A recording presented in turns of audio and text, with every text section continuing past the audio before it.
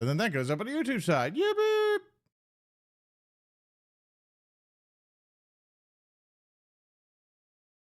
Now it does on that side. Also a new Ogren voice. Oh, hell yeah. Hell yeah. We love our Ogren voice. We love them. We love them. We love them.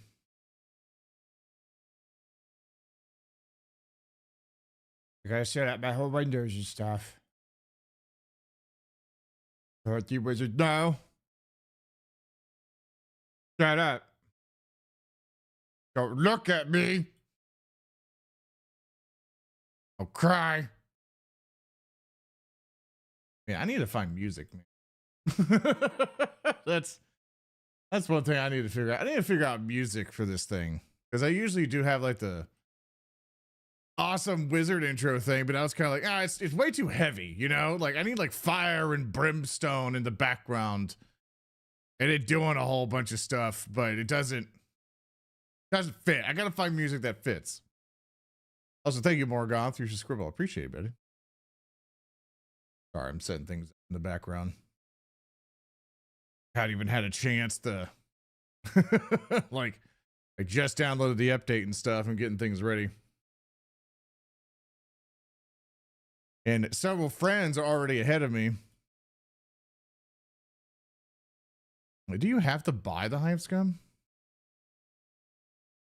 You do. Well, that makes sense. They need their money. You need a payment. Buy. Blah, blah, blah. Pochesso. Ito. Okay, I should have it now. We'll see if it applies. We'll see if it applies at all. Also, you have to give me a second. I have to change it from ultra wide to please be 16:9 ratio. You're not gonna be able to see it yet, so you're gonna hear weird sounds. But then soon you'll see it. Because, you know, with an ultra wide monitor setup, I gotta do a bunch of wizardry to get it working. You know, a bunch of macros and everything else.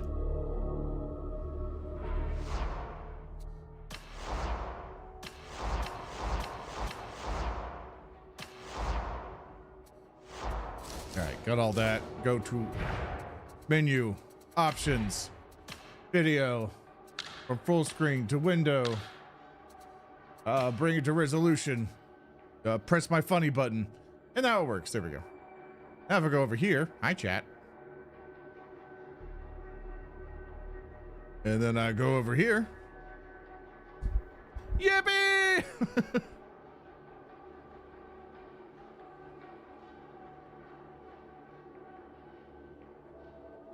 A bunch of nonsense on the Purple D stream. Yeah, we've been doing a lot of those. I've been slowly but surely getting back into the swing of things. It's just, you know, it's been the struggle.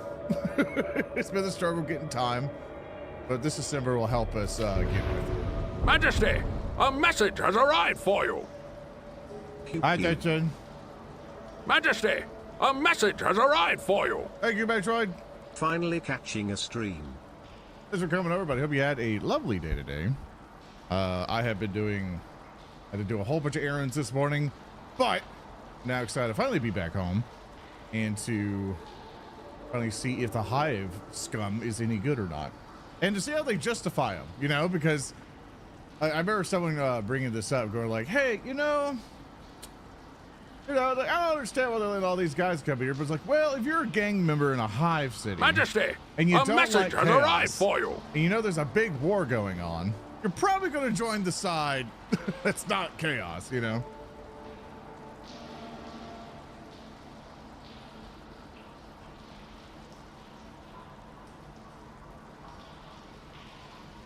I also thank you, Phineas, for fame. Here's the scribble. Thank you so much. Majesty, a message has arrived for you. I've kept his Subarudes. Thank you so much. That's super nice of you. Thank you, Radicus Finch. That's super sweet of you. Thank you so much, man.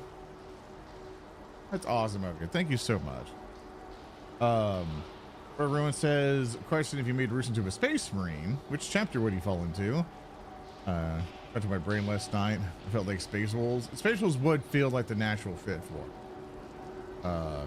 But Roos is such a good boy, very loyal to a fault. I think he would. I mean, obviously he would look different, but I think he would fit more into the salamanders, really. But mostly personality-wise, I feel.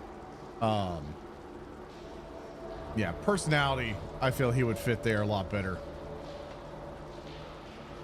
Eyes revolve.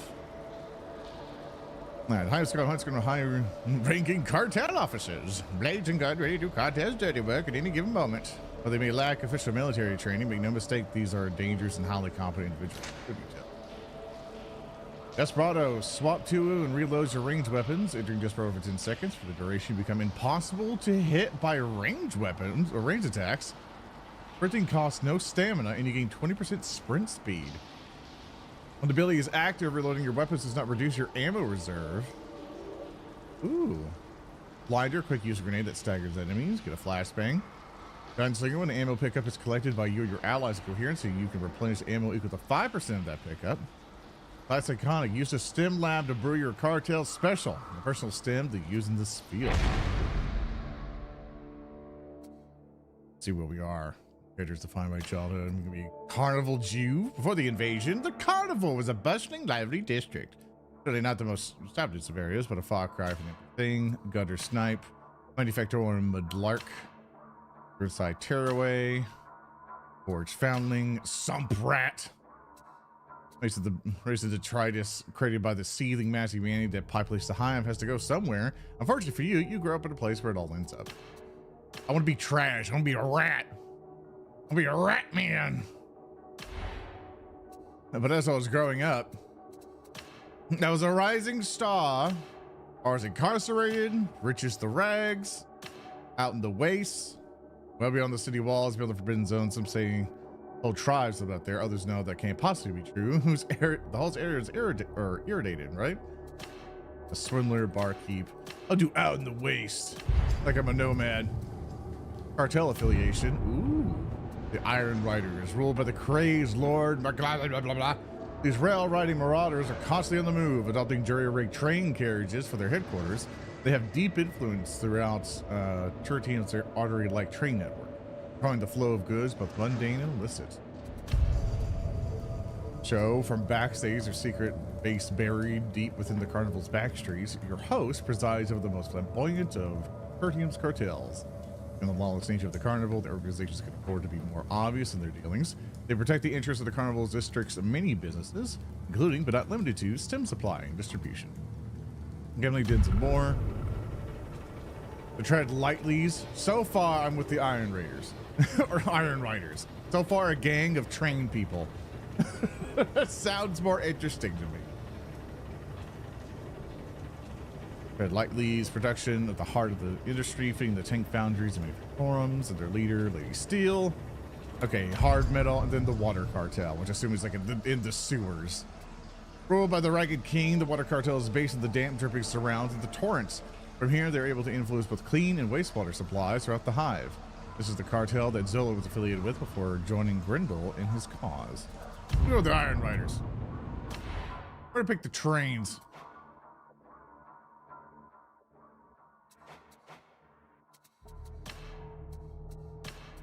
Let's see. I can just press randomize a whole bunch. And I could also change this later, so I'm not like super tied into it. Up, up, up, up. That landmine head. The hairstyles aren't particularly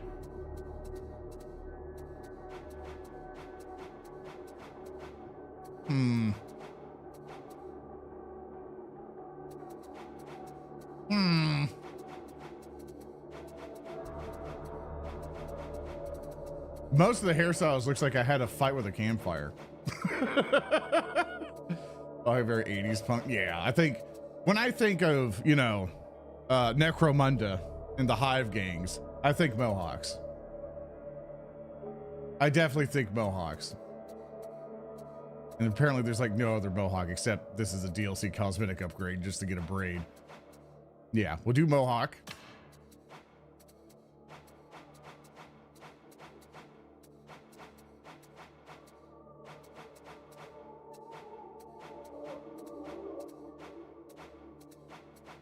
Face wise, we'll go with. Oh, we'll go with you. Eye color. Make it green. Hairstyle we already got. Facial hair, which is pretty much eyebrows.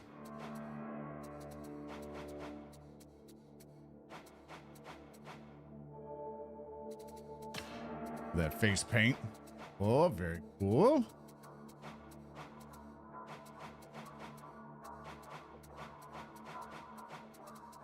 Like it. I like it.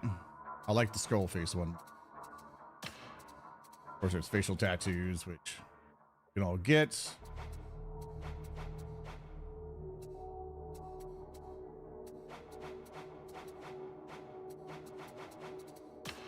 All right, body tattoos. I want to be the most tatted up person. Let's see.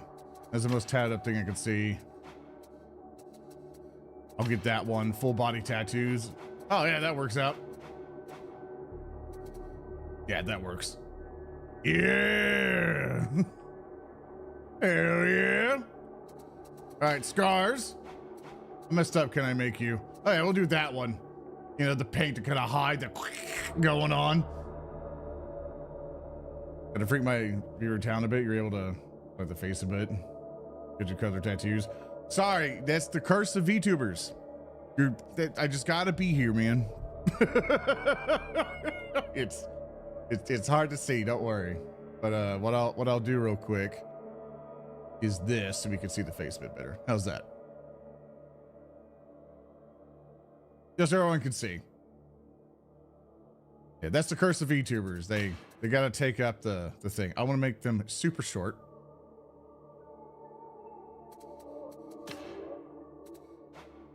Oh, I can't do that. See? Yeah, this is the next one. Emperor Protects tattoo.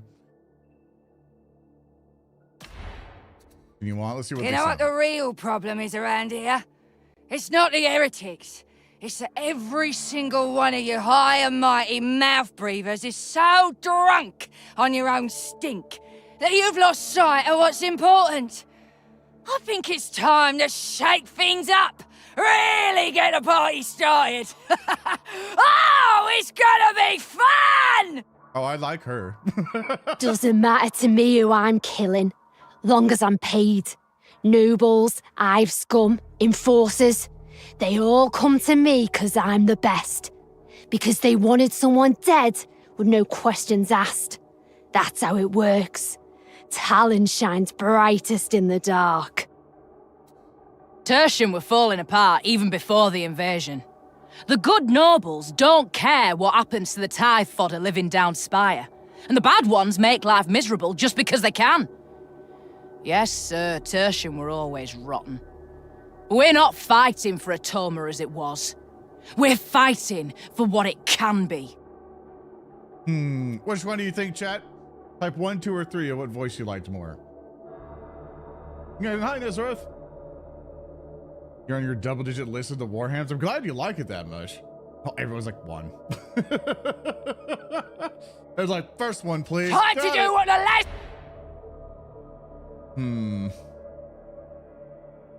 Where's Skitari?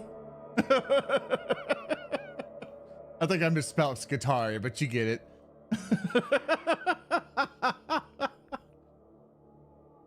You know, just to be that guy.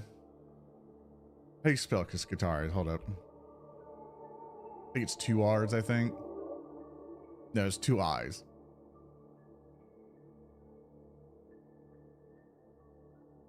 I don't think it's going to allow me to have this as a name, but if it does, no. Please make sure to do 3 minimum characters and hyphens. Oh, you got it, boss. There we go. Where's Skitari?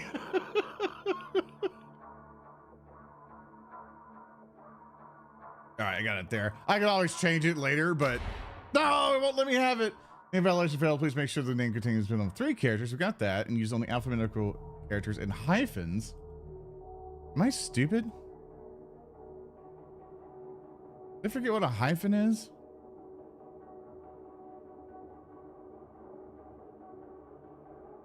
Oh, right. Sorry. There we go.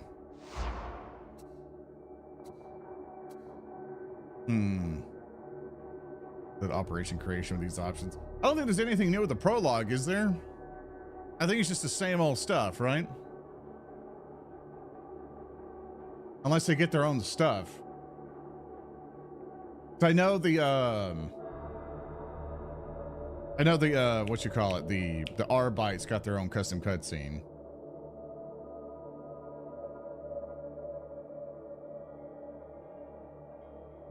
I think the prologue is basically like, hi, you're in a cell, and then you get released.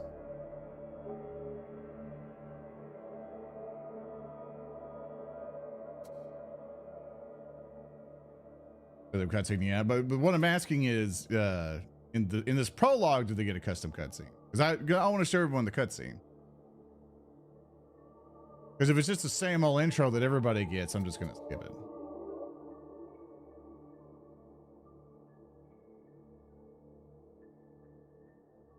All new? Okay. Let's try it.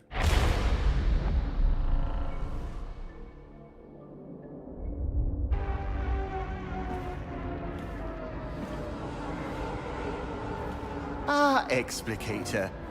You don't look happy. I'm not. This is a dreadful idea. Oh, have a little faith, Augustine. This way!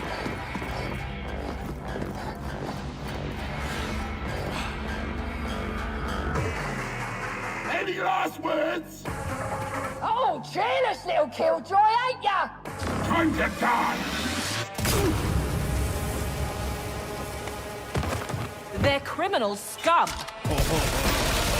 They're expendable, well-armed, and incredibly dangerous. You know that better than anyone. After all, you are, sorry you were, criminal scum yourself. Wanna play alone, do ya? You're dead meat! Don't be fun!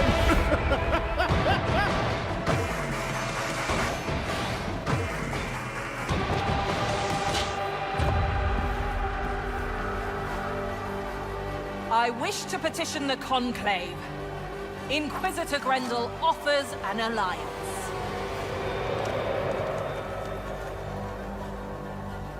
I just hope you're right about this.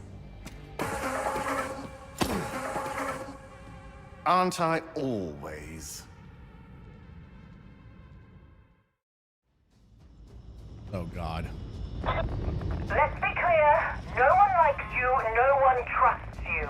A good But start. the fortunes of war have set us on the same side. Report to the Psychonium for training.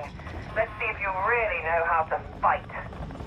Serve the Inquisition well, serve Atoma well, and your prior activities will be overlooked.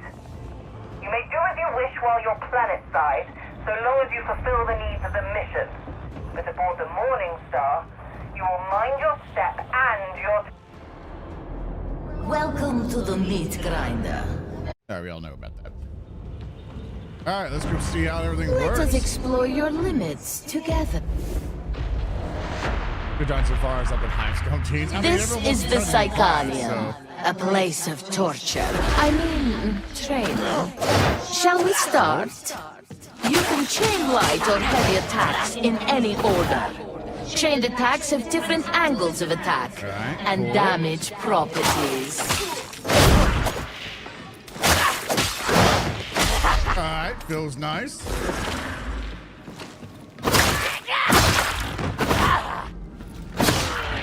Good stab. Some weapons have a powerful special attack. Others have a special ability that changes their next attack. Oh, you got poison knives. You go.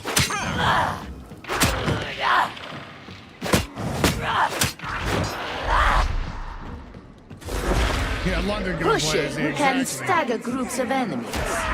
Pushing requires stamina. Grenades can be equipped and thrown. Oh, Each class has access to different grenades. Oh, that's gonna be helpful. Especially against dogs, man. Your combat ability is a powerful tool for dire situations. That's hit fire.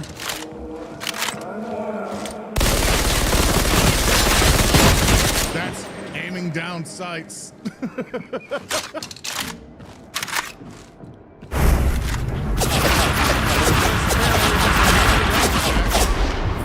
When you press F, Dodging allows you to evade range game's fire very loud. and melee I'll bring it down here in a attacks. second.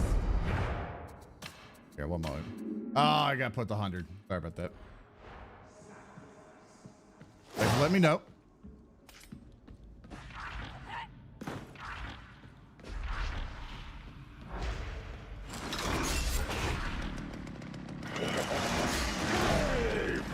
Come on, come on. Aha! Enemy attacks initially damage your toughness. Once your toughness is broken, they damage your health. Additionally, enemy attacks will stagger and killing enemies in melee replenishes toughness. Each nearby teammate also grants toughness cool, regeneration.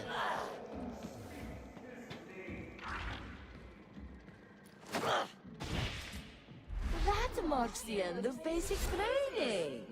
You are now ready to serve. Should you wish to... All right, you beep.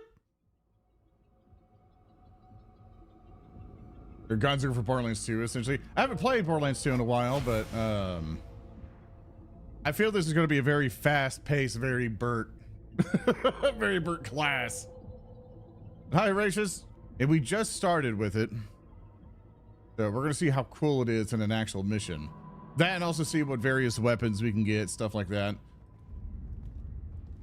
Which I'm going to assume... I doubt anything cool happens. Are you ready to take the fight to the real enemy? I hope so. Report to the mission terminal. Sergeant Major Morrow will take it from... Also, Zola is still alive. Get that real quick. All right, we got Shiv. Gun. That's armory. All right, let's see what we get. We get Devil's Claw Sword. We get a crowbar. Assault Chain Axe. We get a Bone Saw. Tactical Axe, Combat Axe, Heavy Sword, Assault Chain Sword, and Combat Blade. But for the guns, Dual Auto Pistols, Quick Draw Snow Revolver, Infantry Auto Gun, Combat Shotgun, Shredder Auto Pistol, Bolt Pistol.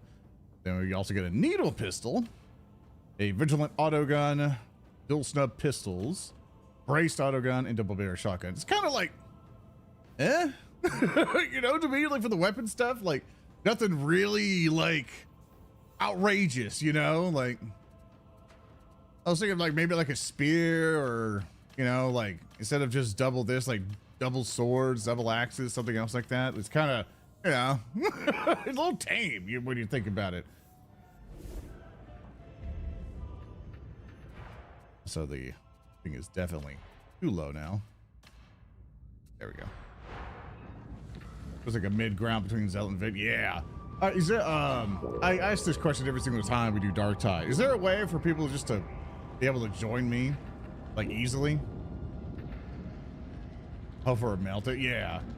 Not to mention like maybe like some more trickery weapons or something, you know, like something more inventive. It seems like kind of the same. Like we're in Zelt and Vet, yeah. That's the orb, but the orb can't give me detailed answers. That's not what the orb does. Orb only has yes or no questions. Glad you waited a mission.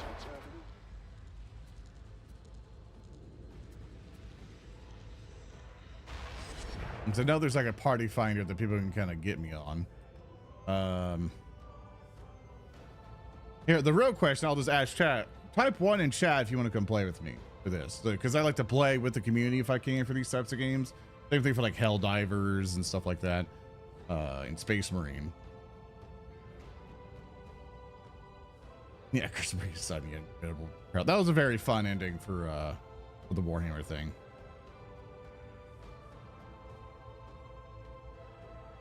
Work with watching set. All good. All right, let's just keep it simple. Let's do quick play and watch everyone else be a hive person.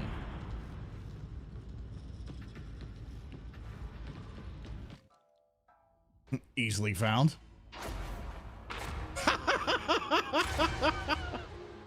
There it is. There's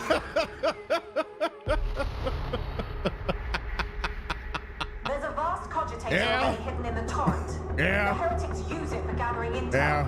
So let's Same thing with exploit Arbites, that. man. Security's no joke. Same thing with Arbites. Cartel, now Moby and Lucky Gun hands, will have today's cipher. They have the game on these upgrading. As soon as you're inside, feed the data package into the I array. have some. They'll never know what To kind of go through the beginning of this. If I could nerd out with my casual thing, if you don't mind, you know, welcome to my TED Talk about tech stuff. That I have been playing more and more with. Also, I need to increase this F. Oh my god. Oh, thank you. I need to get my mod working again for weapon FOE so I can get the guns out of my face. Because that's the big thing. This is one of my favorite mods. Just be like, no. Also, sorry to my squad mates if my microphone's automatically on. You can shoot me in the head. So I'll fix it.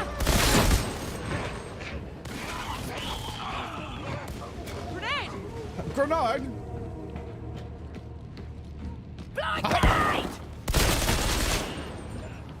That's really satisfying, though.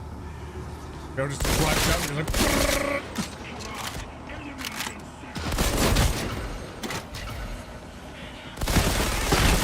yeah! Try this. Oh, that's just straight laser. You know that? With that knife. Free spirit!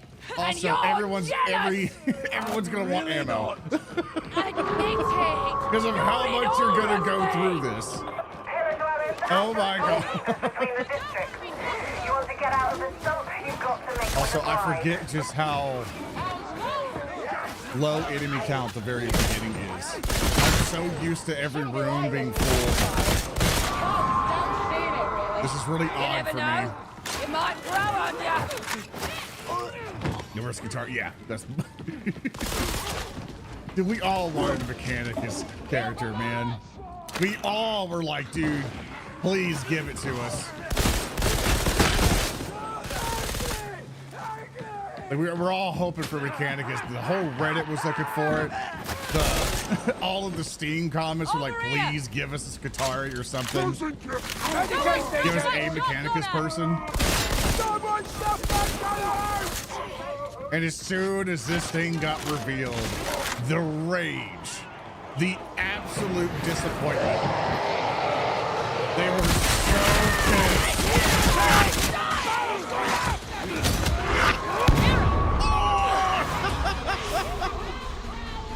Oh my god, I got launched over there and hung over here. At least I didn't die.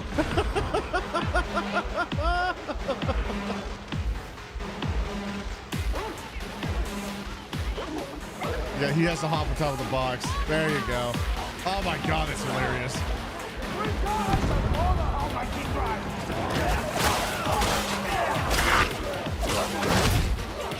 Oh, that's perfect. More range, pretty good.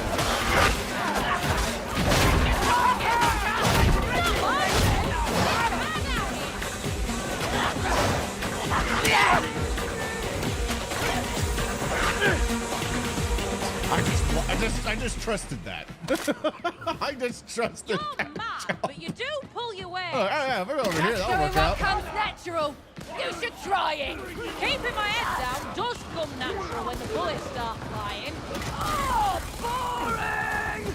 Oh, that person's animation stopped. Hold on, I gotta reload. On we go. No coming back. Oh man, you do feel awesome though.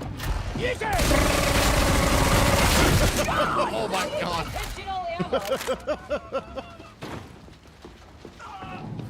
You do feel really awesome though with these two Uzis, basically. Two autos.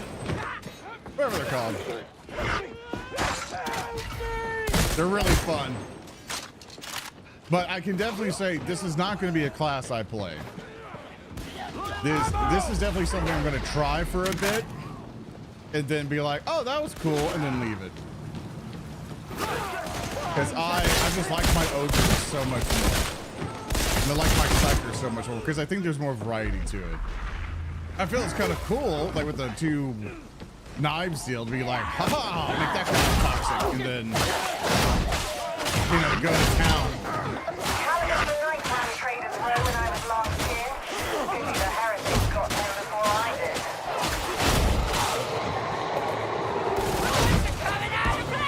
You know, it feels cool. Like, I feel like, you know, like a hive ganger. It feels awesome, but it doesn't feel unique.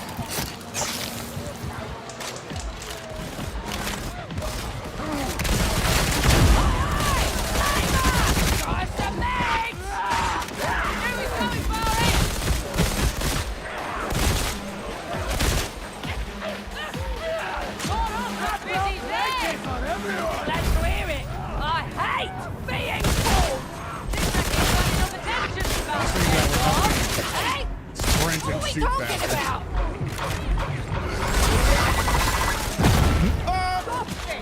I'm dead! The Arbite's not like an Oblivion NPC.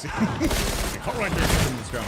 Like, I like the Arbite because at least he has an accessory with him that's fun.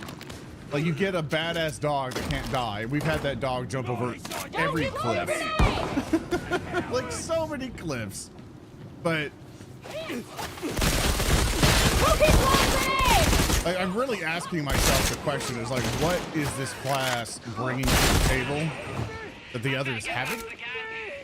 And I don't know. I don't know if this is a class that's like, hey, in the higher difficulty, gun enemies are super dangerous. So here's a person that could go through them all. That's the only benefit I'm seeing right now, but I probably have to go look at the talent tree and see if, you know.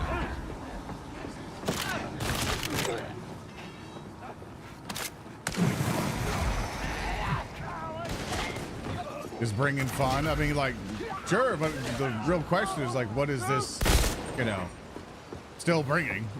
Like, it doesn't get rid of the question. Oh, sorry. Yeah, it's like, I'm glad to have it. You know, if someone told me we'd rather have this or not, I'd be like, yeah, I'd rather have it. But when you're analyzing something, you have to ask the questions like, hi, you're like, okay, this is a nice proposal, but what is this adding to the game? Oh, wish I'd started working for the Inky years ago. I don't know what this adds to the table for the dynamic. Does it synergize very well with people? I think ammo-wise it helps out. Asking for a kicking!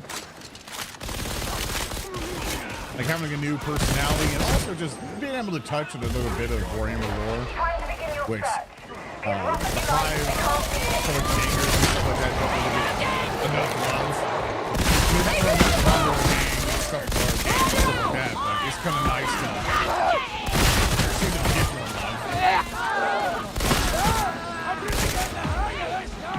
You only gave voice sounds? Oh, is it still loud? Because we brought it down, or we brought it up again. It was like super loud. Yeah, sorry about that.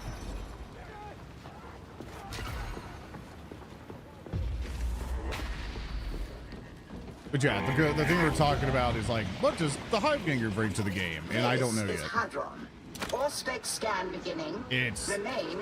of like, here's just another gun person, and he just guns differently than the veteran.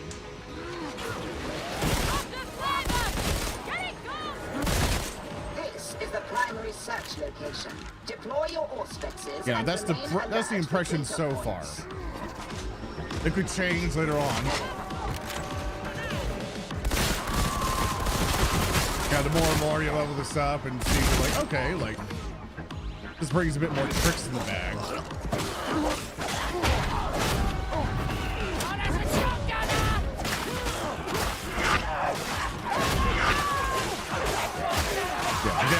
question is like, it's like, what can this do that the other classes can't? You know, there can be some checklist stuff, but it's like, oh, well, you know, isn't that big of a difference? Cease lollygagging and upload your data to the server staff. Have the rights when you get thrown off. Like sniper, but yeah, like a sniper guy would have been interesting. Let's make it fun! Alright, Ranger! Let's do it! You don't really, like, the veteran's the only one who's got like a scoped weapon. And so having a sniper person would have been, honestly would have been great. At least that's the one thing that a ganger could have fulfilled of like ambush stuff. I know the rocket launcher is something interesting. That's the one weapon I think that might be a talent thing. I did see the rocket launcher as a deal, so it's having that as a hey, that area over there needs to explode. I probably would have made the gamer more of a kind of explosive person, really, like grenade launchers, things like that. I trust these rejects are performing within acceptable parameters, Augustine. You're gonna make people blow up? Oh, hell yeah. Well, there's a grenade launcher right there. Excellent. A little light reading to add to the pile, no Heck, doubt. people the grenades. The Emperor protects. Or we get it for a sniper. That too, you know. Engagement protocol, capo on Torlux. Yeah, but it's definitely like, oh, here's another shooter McShoot guy. I'm having fun with it though. Like these auto pistols, I'm like, oh hell yeah. You know, get to run around. Like, cause I like, you know, sometimes you just want that really fast gameplay. I just want to shoot real fast and run around. Yeah, which I think this type of play style is more emphasizing the people who just really want to go fast, scoot around, do a bunch of sliding. They told me. Or shouldn't I have said that?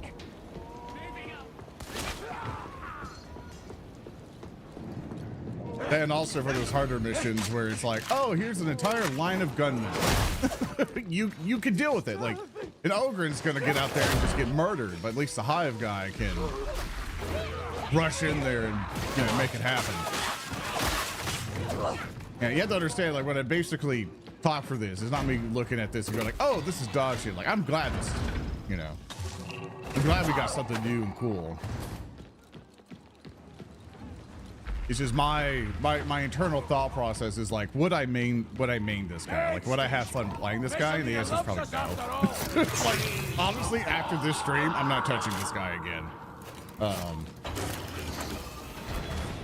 It's like, I think the aesthetics are cool, the lore of these guys are cool, everything else is cool. Just play style, I'm like, I already get this somewhere else. That and also like being my big ogre with a big melee weapon.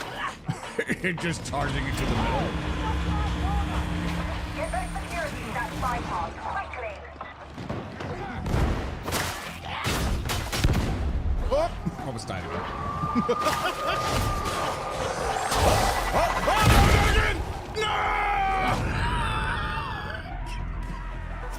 I have located the data retrieval site.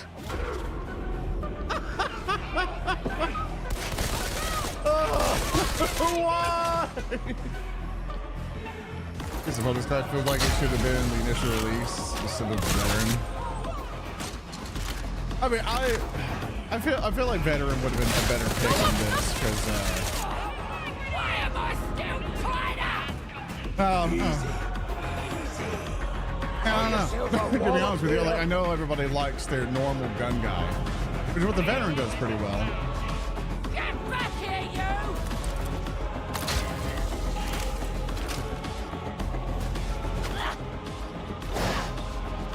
I know that. Take that. Oh, we did. Oh, shit. Data stream. Acceptable quality.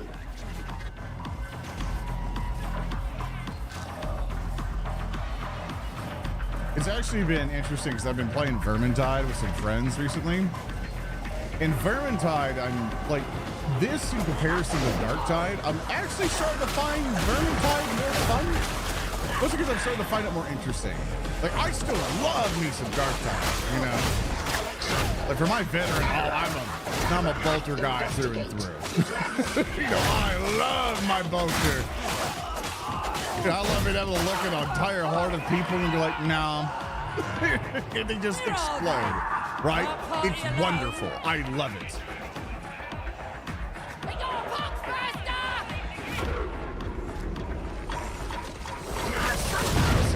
Oh God, we're having a bad time.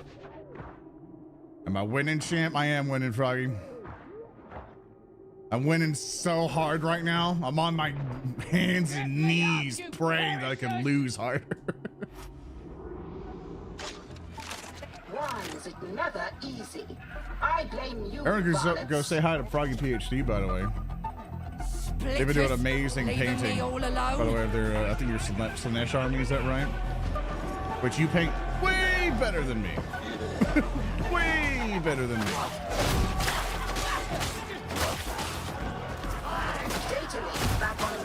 Because my paint jobs are like, oh. I get very impatient with painting because I would spend like days on one guy. And then after I finish the guy, I'll look over at the rest of my models and go, no. I'm like, nah, I don't have the patience for this. I'm a gosh dang dirty eBay buyer. There's actually one thing that's cool that you can at least poison armored enemies.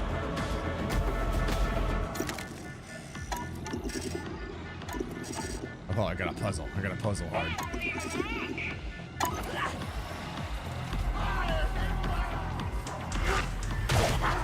gonna read chat. Yeah, everyone should go subscribe to Froggy PhD though. They fellow orc enthusiast. That's great. Why am I having such a problem?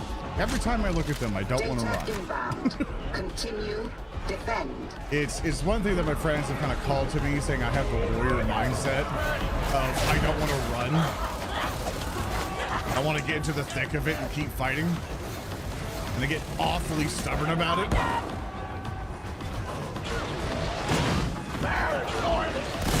Where I'll stay in the fight at a detriment.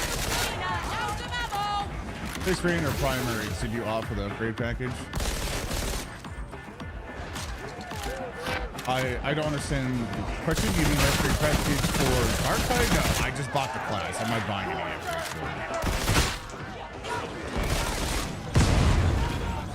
If you mean something for Space Marine 2, I haven't done anything with the new season pass stuff at all.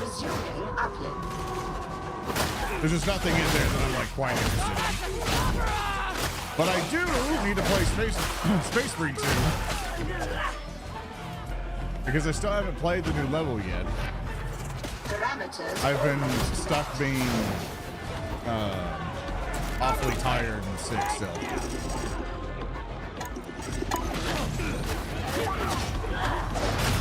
That last time we tried to play Space Marine, the servers weren't working. So we couldn't play with anybody.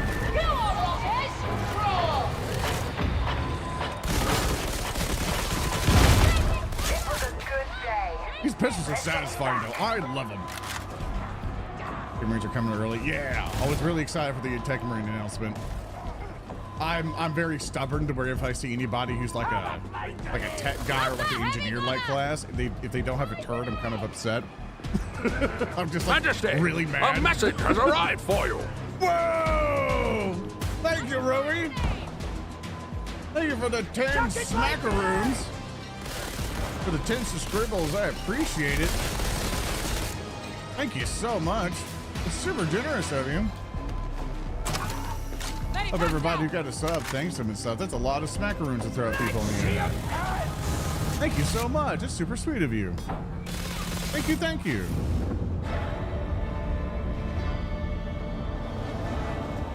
Gotta return some names so I can get them. Oh, hell yeah.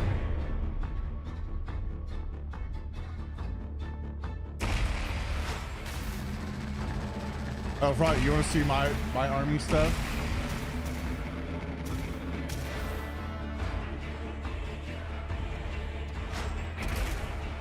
The spacesuit seriously. In the future, I'm definitely down. I know we wanted to play Darktide together. You know, with Aurelia and all of them, but I don't think anybody reinitiated the scheduling. So I was like, oh, okay, whenever they're ready. They'll figure it out.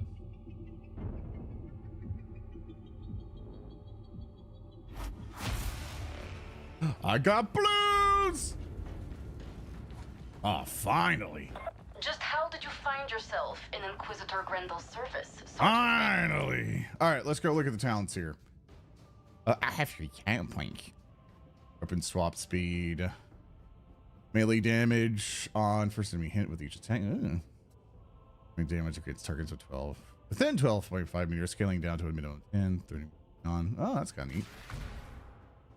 Weapon swap speed, replenishing templates of ranged kills. Enemies and specials instead of replenishing 50 templates. Oh, that's pretty good. All right, let's see what they get. Blackouts. Quick use of grenade that staggers enemies. Boom bringer, high-powered missile launcher with 2 max missiles and chem grenade. So yeah, you just get a rocket launcher. Next up, Gunslinger, improve your ammo pickups are collected by you and your allies. You use for ammo, melee plus 10 melee damage for you and allies and coherency, and critical chance for you and your allies. Ooh, and the special stuff, which is enhanced desperado, which is kind of what we get by default. Rampage. You enter Rampage with the duration plus 50% melee power, 20% attack speed, and 25% damage reduction. So becoming stun and suppression immune. Melee strikes extend the duration by 3. On exiting Rampage, you become exhausted. Oh, you just suck after its Berserk Rage. And stem supply. I know you guys can't read it, but I'll read it out for you. Place a refitted crate on the ground, bolstering you and your allies. Operatives breathing the crate's gas. Heal up to 40 corruption over time and become immune to it. Additionally, if you have stem equipped, stem supply will copy its content and disperse them into the air. Ready to affect any nearby allies. Oh yeah, this is built for high level play. This is for the hardcore stuff. It's literally pointing. You're like, hey, you know all this shit you complain about in the higher difficulties of gunmen destroying you and you wish you could deal with corruption better? Here's a class. We just gave them the solution. Now go play them. Oh my goodness. Also, let me show my army stuff. Here's my Trench Crusade stuff. That's my Trench Crusade stuff. There's also some Votan up there. Hi, Paige. That's my Trench Crusade and stuff like that. So that's what I have for that. And then, oh yeah, I have had my Mech Warrior pictures when I was in Hawaii with my friends. Me playing Mech Warrior with them, or Battle Tag technically. That was really fun. There's all my urban mechs, all my Urbies. Oh yeah, and the big ass knight statue that we got for the meme that sits behind me, pointing at my head the entire time. You have the Urmec with the arrow 4. I think so. I know I have one with a missile pod. Let me go through here.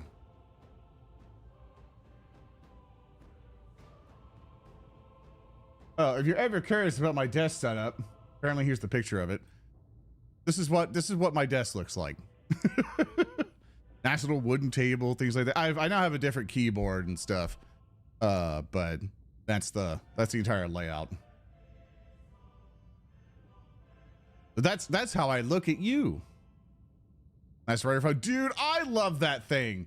You can't give me shit about it. I love this stupid phone.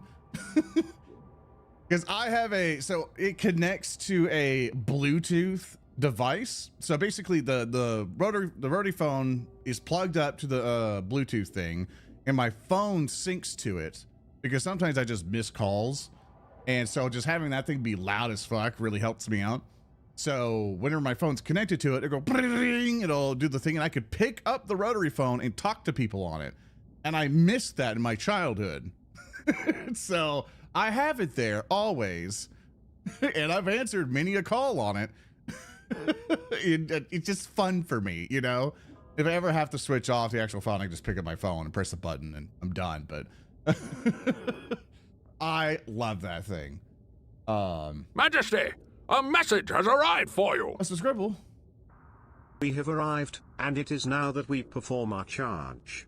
In fealty to the God Wizard, our undying lords, and by the grace of the Golden Bear, I declare subscription upon the Twitch channel of Zoran. I hereby sign the viewing warrant of a subscriber and consign $5 to Zoran's wallet. May supporting justice account in all balance. The Wizard protects. I thank you, Talon, but you know what the messed up part is? The forces of Twitch chaos infiltrate you every time you do a scribble. And I don't get the $5. I get $3.50. The dreaded Chaos Twitch gods takes the rest of the money and then take away services from me, like VOD storage. It's like, thanks, asshole. Anyway, here's my orcs. That's one of my orcs. There's a whole bunch of bikes. Those are the chopper guys. They're all magnetized. The blades are magnetized. Whole bunch of knobs, banner folk, some weird boys, things like that. Those are those orcs. I think I showed these off before. Here's a shit ton of boys I got. Just a crap ton of them. There's like multiple shelves I have. They're all magnetized, so I can just easily kind of carry them in this big case I got. I got them. I got all of these boys, which I have a bunch of looters in the background for that one. Just in case I want to be that guy. Bunch more boys there. I think these are all my shooter boys, I think. Are they all my shooter boys? I know I have a bunch of shooter boys. I think those are my boys.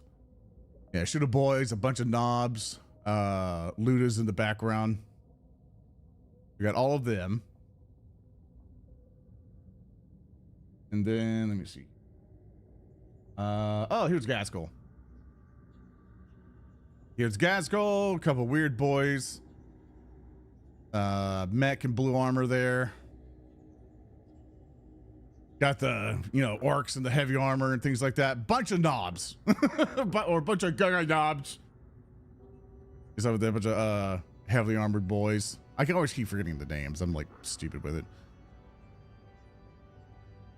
There's all those boys. Good old Gaskell. Gonna have a whole bunch of like other orcs and stuff. I have a orc war boss on a bike. This is a custom 3D print that was painted. Here's this boy in various trucks and stuff. I have trucks and battle wagons and stuff like that.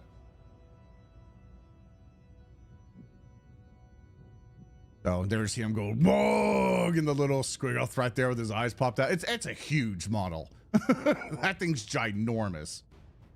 And then of course in the back, which I have to kind of reglue some of these, I have the orc tower terrain thing because I just really wanted it, and somebody was selling it for like $10, so I was like, I'm gonna take that. And of course I got the little Gorkanaut guy and the 2 Death Dreads.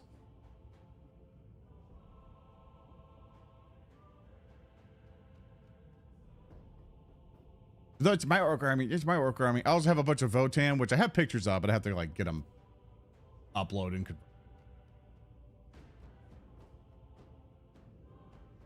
There's a small army. They just throw the green tie there. Oh yeah, the thing I played with Aurelia, she played her Custodes, and I played Green Tide Orcs. And because the way I play Orcs is that my entire mission is to get as many Orcs on the field as possible. That's the goal. I want as many units on the field as I could muster, right? And my entire job is to send them forward and fight you. The objectives are cool, but if you die on them, I get them. Yeah. It's like kind of like saying, it's like, you like horde shooters? I'm the horde. Let's have a good time. Or for the Death Row game, I'll be more than happy to play against you. We just gotta get the time figured out and all that other stuff. especially for your orc thing that you wanted to do in December. I've been kind of waiting because I had a sleep study that I have to do because I have terrible sleep apnea. And it is killing me. So I have a sleep study that I have to do. So it's kind of like, let me get that done. I have to do more calibration stuff because I don't want to like dedicate to a day and then be like, oh, it's scheduled today. Because if I don't get it scheduled soon, I have to wait till next year. And I don't want to wait. I want it done today.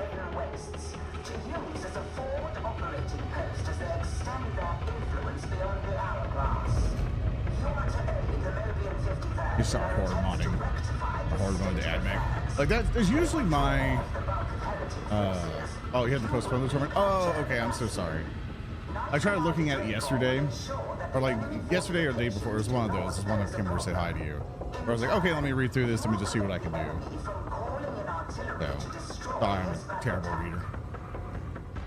I see about a few years back. It'd be so much better off after a week. I was like, oh yeah, that's what sleep was like. I'd forgotten. Yeah. I asked my brother about it because he has one. And, what is this? I don't remember this. Report your status.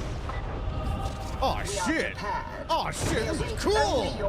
Oh damn! Then you are authorized to proceed. Oh damn! This is so, god damn! Oh hell yeah! Can we just stay in the open, please? Interesting. Push to the churches. Night Commander. There's a Night Commander here.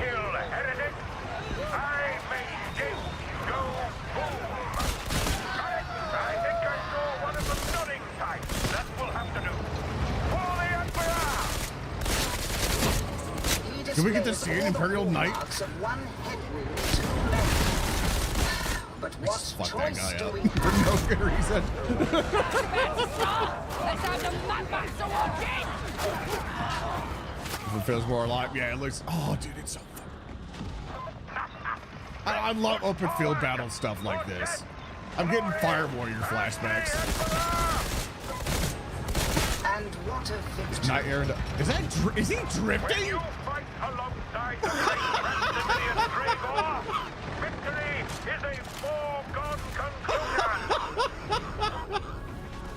Oh shit! They can't fix that. They can't fix that. They have to keep it. They have to keep that in. Why don't you clip that, please? Okay, he fixed himself. I'm so distracted by the environment that I'm not really playing the game. I just want to look at everything. I love open trench field battles like this. It's, I don't know, it's that kind of like, oh, you're 30 now, so you like World War II everything, so.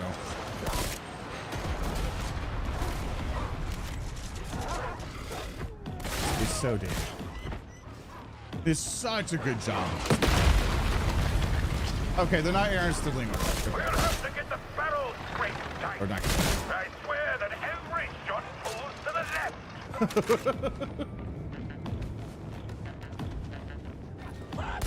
Oh, now we're inside. Boo! Bring us back out. So, this guy with the tank gun. Oh, it's so cool! I love it so much. Oh, it's the truck! I love you, truck! I love you! I love you! I love trucks! Hopefully the Arbor community rips the shit out of that model and copies it. It should not be a certainty. I understand your concerns. I always love the design of all the 40K stuff, where they like give you the shittiest window imaginable. You can't see anything out of it. You're not going to see anything out of it. Reward, regardless of rank or status.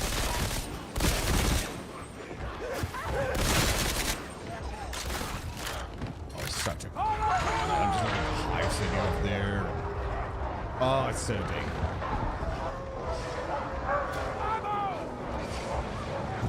Russ, he's so cool. I love him. Stop snapping the ammo! Oh, I just want to keep playing this map, man. I don't want to play any other map. Oh, all the fabric. Oh, it's so cool. The heretics think a little brave. Lionheart in her dragon. They would be right to do so. Happily, the varlets can remedy the situation. GSE truck or Kingstiller Colt truck. I mean, the Kingstiller is still the Imperium vehicles. You So might be worthy of the 53rd, and there is no higher honor. well, there always a higher honor. You know, there's gonna be a space marine. So, but, Permit me to lend a hand with that wall. oh hell yeah! Stand back. Oh hell yeah! Blow it up! Blow it up! Yeah! A good explosion at, in... What time is it anyway, Tight? Oh, never mind. The moment's gone. Be quicker next time, man. I'm stealing this character.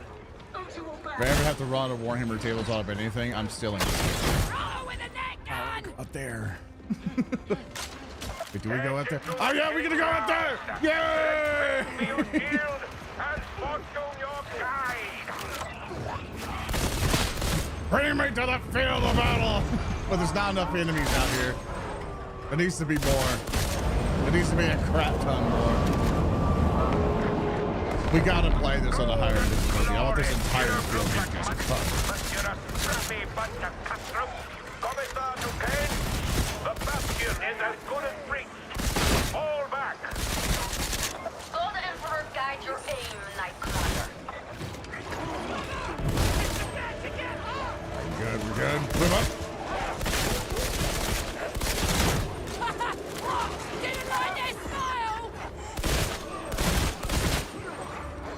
Oh, it's so cool.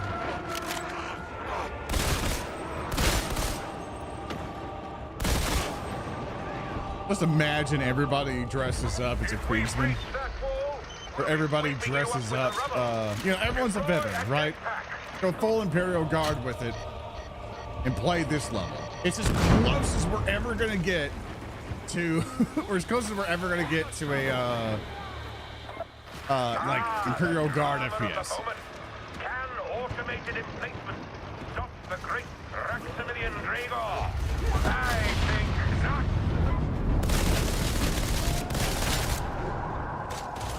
We've got incoming!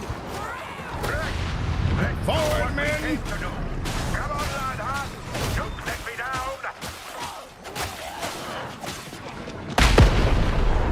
Yes, that should do very nicely. Engage purgation protocols. Kill everything. Oh, I love it. It's empty! Oh, it's no fun!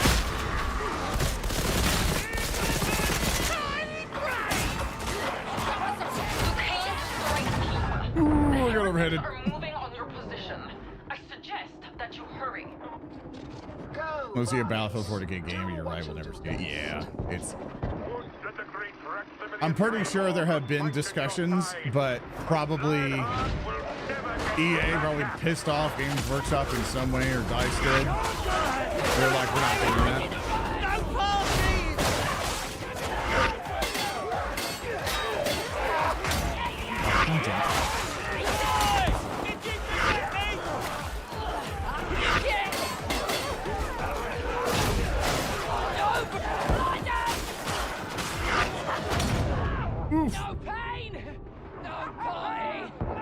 You got Battlefield 2042. I wish those servers were still up. I tried to find some of the community ran servers. They just didn't. They didn't show up. Getting the game working was a pain in the ass.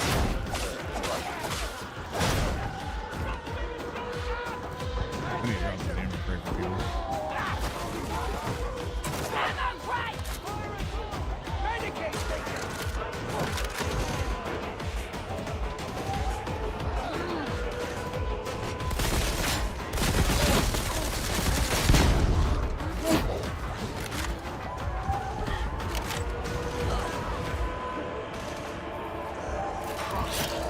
There we go.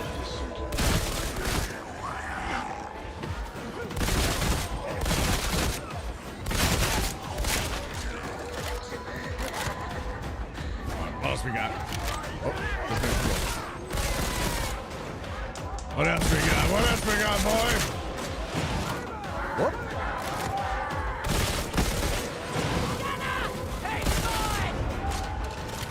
Good, very good. Gotta help out our friends. Okay, he's fine. He's fine. I had that. Acceptable work. Now search the area. Oh. Gather whatever intel you can.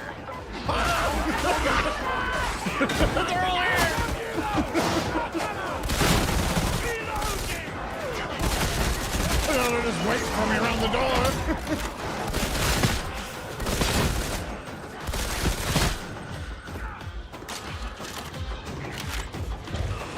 We're about for World War I or World War II or still up. I tried to find 1942 servers as well for Battlefield. Just couldn't find it, man. I think I'm just stupid. Excellent progress. I think the time has come to signal reinforcements. Yes! That'd be so cool if they added like a whole bunch of AI while you're sliding again.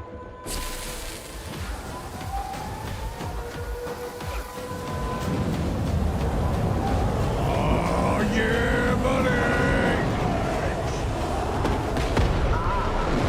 It would appear that you have attracted the attention of something angry. Oh, dear.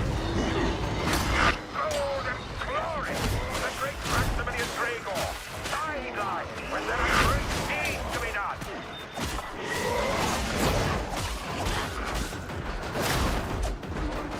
Alright, I want to see how this knife works with the playground. Ooh, that's some damage, man. I'm just gonna stack those. Look at the ads here. That poison, oh my god, that poison knife hurts. I doubted the outcome, but you have proven me wrong. This does not often happen. Come home, varlets. Other tasks await your attention. Are there more maps like this? Do they add like more of these open battlefield maps? Also, yeah, that's why I threw like several of them on them. Please tell me there's more of these maps. Please. I want more of this, you know? I'm tired of being in hallways the entire time. A little short if that's the end. Yeah, it was pretty fast.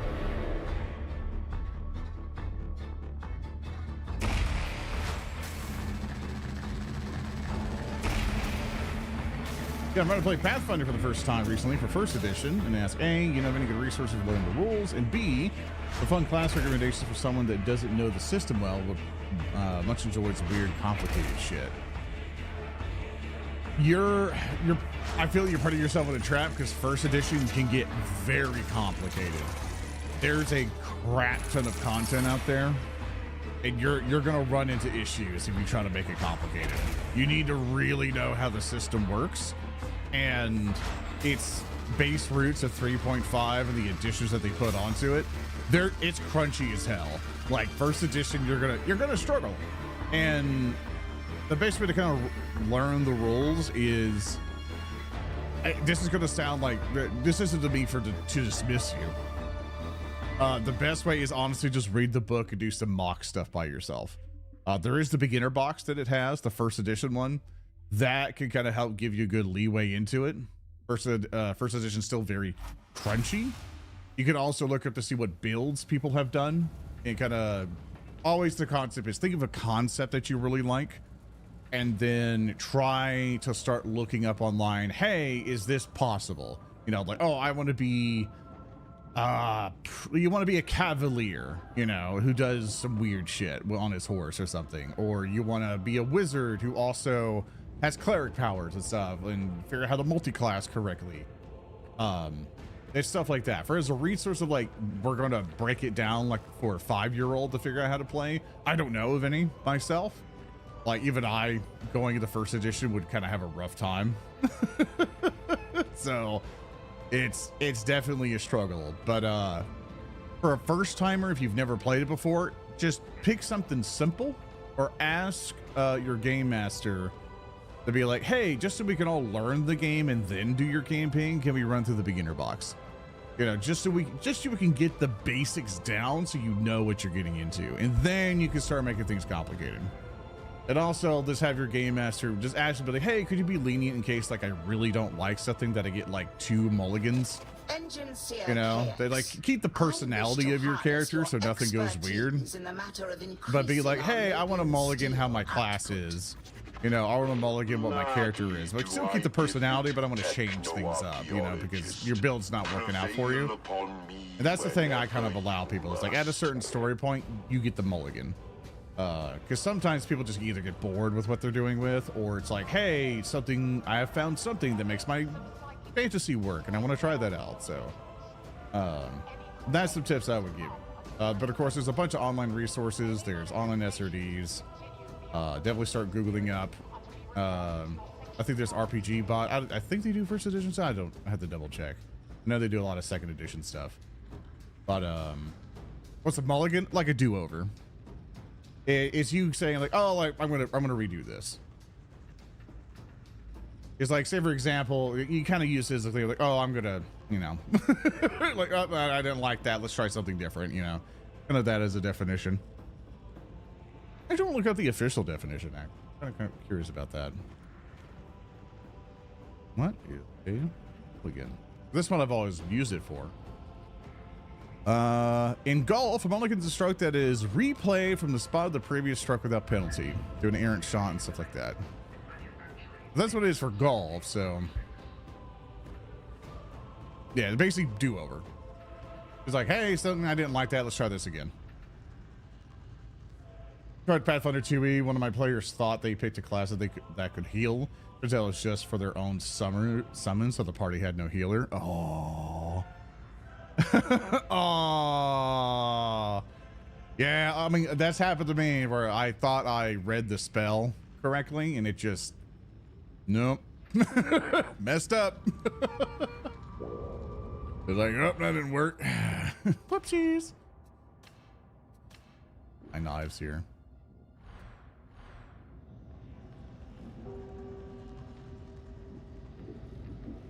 You want to redo that? Yeah, well, that's on them at that point.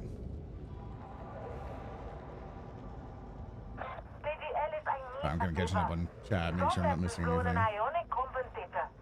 If I miss a question or anything, be sure to be like, it's alright, streamer. Streamer. You're looking at me, streamer.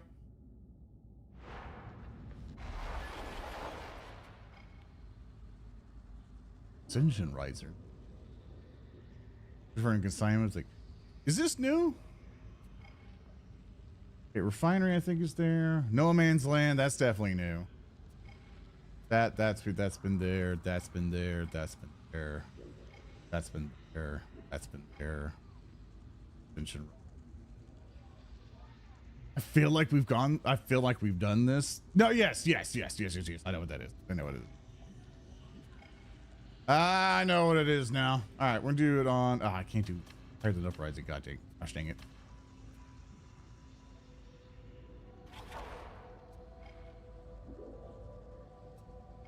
Well, we'll just do a special assignment.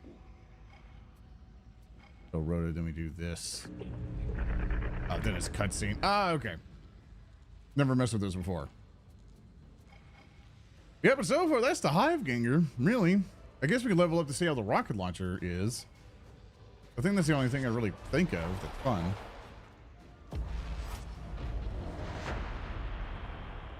For more failed marrow. Because yeah, unfortunately, Kingmaker has ended, which I have to make a big update post for fairly soon. Because we finally had a meeting with the rest of the players. And stuff to see what they want to do, because the abruption of its end was very quick for us. It was very awkward. So me and the rest of the team were like, the fuck?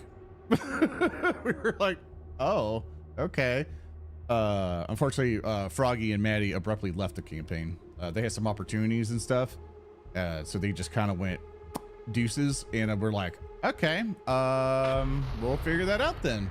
And we didn't feel comfortable continuing on with Kingmaker because we started Kingmaker as a, hey, all of us want to do this together. And So it's super awkward for all of us because they like me and the rest of the group, when we were talking about it, we're like, oh, like that's all right. That's one way to do it. So no one's happy about it, but we're gonna say fuck it, do something else, move on. That's the only thing rather than bad blood. Yeah, like they found an opportunity, which is fine, but usually there's like an exit plan you have to do. Unfortunately, they didn't want to do the exit plan. They just said bye. Yeah, and everybody in the group was like, oh.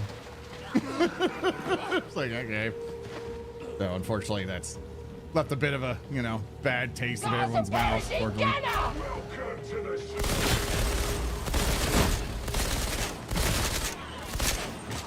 And regardless, we wish them well. It's like I hope the opportunity is fantastic, you know. Like we always want our friends to get like awesome opportunities and get stuff. Like this one thing in like for the narrative declaration project, like for Skelly as our artist, Easy, and even Thurston, you know, even Thurston's got his promotion to being basically an executive at FISA now. And he's still sticking with the project because he just really likes, you know, being the position that he's in. You know, he loves game mastering and putting on a show for everybody, so he just likes to play with us, you know. You're embarrassing me! Go on! No bad blood, at least. Nice big smile! Look, it happened so suddenly, so quickly. We're all just like, what the fuck, man? Like, I'm gonna say bye? Like, he just deuced out and fucking left, and we're like, all right, well, good luck. I'll get back from this! Jenna! Who wants first crack? Like, I don't talk to him really ever, so I guess they were like, hey, we're done. We're going to do something else. And I'm like, all right. So. Really disappointing. I was having a great time with Kingmaker. It's also awkward, too, because we just did an entire merch drop for Kingmaker stuff. So instead of like, yeah, Kingmaker stuff, we're now like, well, this is the end of the campaign launch. Celebration of the campaign. Good job, everybody. You know, at least so the thing that we're ended on was a good off point at least. So thank God for that. That's the main thing. But from the post that we're gonna do, like we're gonna be transparent about it. It's like, hey, it was abrupt and sudden. And we're all sad about it, but we wish them well and hope their opportunity is fantastic. We said to revisit Kingmaker with a different group. We asked the group with that because like Cab, Salty, and Minerva, and Thurston, and me obviously were just like, well, fuck, what do we want to do? You know, and I had to ask the questions like, do we want to continue this Kingmaker? Like, do we want to replace them and continue going? And which we very much could. It's just that everybody felt it was kind of like, oh, you know, like kind of awkward to bring someone in, not to mention it's that risk of, oh, will the audience like these new people, which I've had people in my mind who could really just fill the hole really quick and be excellent players and be excellent personalities for it all. It's just that we don't know how that's going to roll and how well that's going to be okay with everybody, you know. So I think currently right now the plan is we're just gonna do a palate cleanser because I think everybody's a bit upset. Not everyone's really happy with the ordeal. It's everyone kind of conclusively was like, let's do a palate cleanser campaign. Let's do like everyone's doing one to do mutants and masterminds. Just do like stupid superhero bullshit, or I think we all want to be villains actually. And just do something stupid and fun, and then we'll from there figure out really what we want to do, you know. We still want to leave the possibility of Kingmaker to be open to where if we ever want to come back to it. I don't want to close it off completely because finishing that campaign would be great, but I don't want to like force the group to do something they feel uncomfortable with, you know. Well, like with that group, I don't think it would work out very well. Cab would be happy to do Warhammer, but everybody else in there is not really a Warhammer person. Like, it's you have to find, like for me, I have to find the right groups for the right campaigns, in which I want to play with everybody. to play with every single person possible because I just like playing Pivotal RPGs with my friends, and the entire show is pretty much I want to help out my friends and I want to put on a show, but I also still have to run it like a business because the taxes go through me. You know, I still got to be careful with everything and make decisions and stuff to make sure, you know, this survives, you know, and I can still pay my bills. But all at the same time, it's like, hey, you with us in chat. It's like, I'm pretty sure a lot of you would be amazing players for a show and stuff like that. It's just, there's always that thing of like, hi, I don't know you yet. You know, I have to be really confident. You know, there's friends you can hang out with and play games with pretty well. But there's also friends that you can actually go into business with. There's definitely different people. And for Lancer, you gotta get the right people for it. It's one thing that we're finding is that as much as people want to see us play certain systems, we gotta get the right people. And it's the one thing we're learning with the Finder systems. Like me and Kirsten talked about it a good bit. What about Pathfinder and Starfinder? Where I'm kind of in agreement with him, where it's like, hey, some of our groups aren't the best at this. And they don't really show off the system all that well, nor do they engage with the systems fully. They just kind of like, I'm just going to show up, do a bunch of shit, and we're just going to figure that out. Because if I ever want to do anything for Pathfinder, for future stuff, I really want a group who actually wants to play Pathfinder, you know?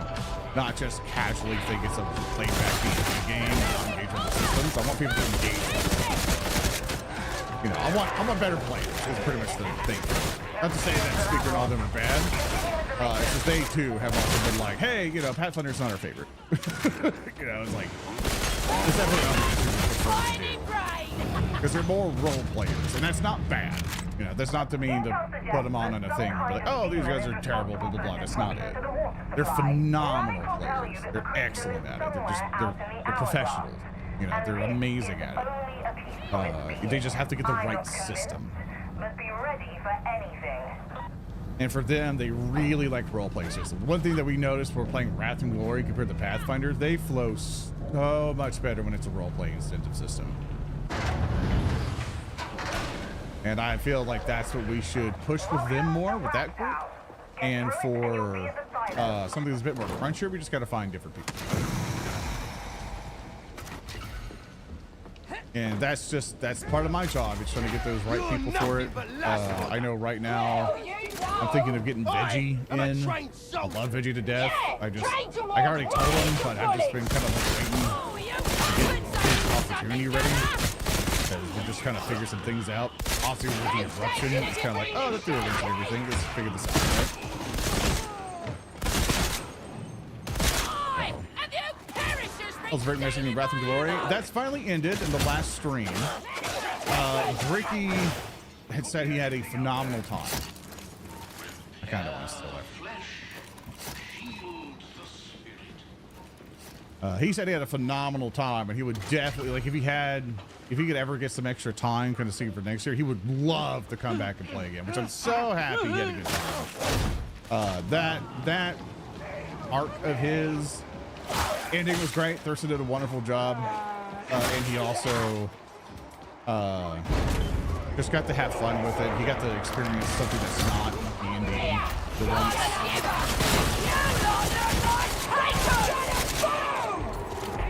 He got to experience it up on the Warhammer that we really enjoyed. So he said he had a great time in our after talk. It's just he's busy. He has to run an entire business, multiple YouTube channels, a stream, everything else. So he's busy as hell. He's same as me. So it's just scheduling and time. Because for Tales of Origins, you have to dedicate it to it. You have to dedicate to it. We do things weekly, but thankfully due to the way that we record and distribute content, is that for someone with his schedule, it's easier for him to actually participate because he can actually stop for a month and then he can go do his thing and come back. I barely hear you over the game. We keep having this issue. It's at 20%, 16. Maybe that'll work.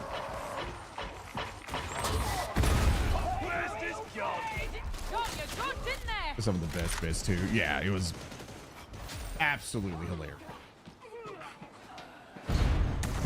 Yeah, the game's either super low or super loud. I do apologize. But no, it's just one of those things with running this. It's showbiz at that point. You just get real disappointed when people execute things in some ways, and you know, for shit like that, you know, you kind of wish they handled it better. But regardless of that, I'm gonna be like, hey man, like if that's what you want to go for it, that's fine. I wish you well, and I will go my way. And that's all I really wish for anybody. As much as it's like, hey, that's kind of weird. I wish them well, and I hope their lives improve. You know, because they found an opportunity that will help them with their life. And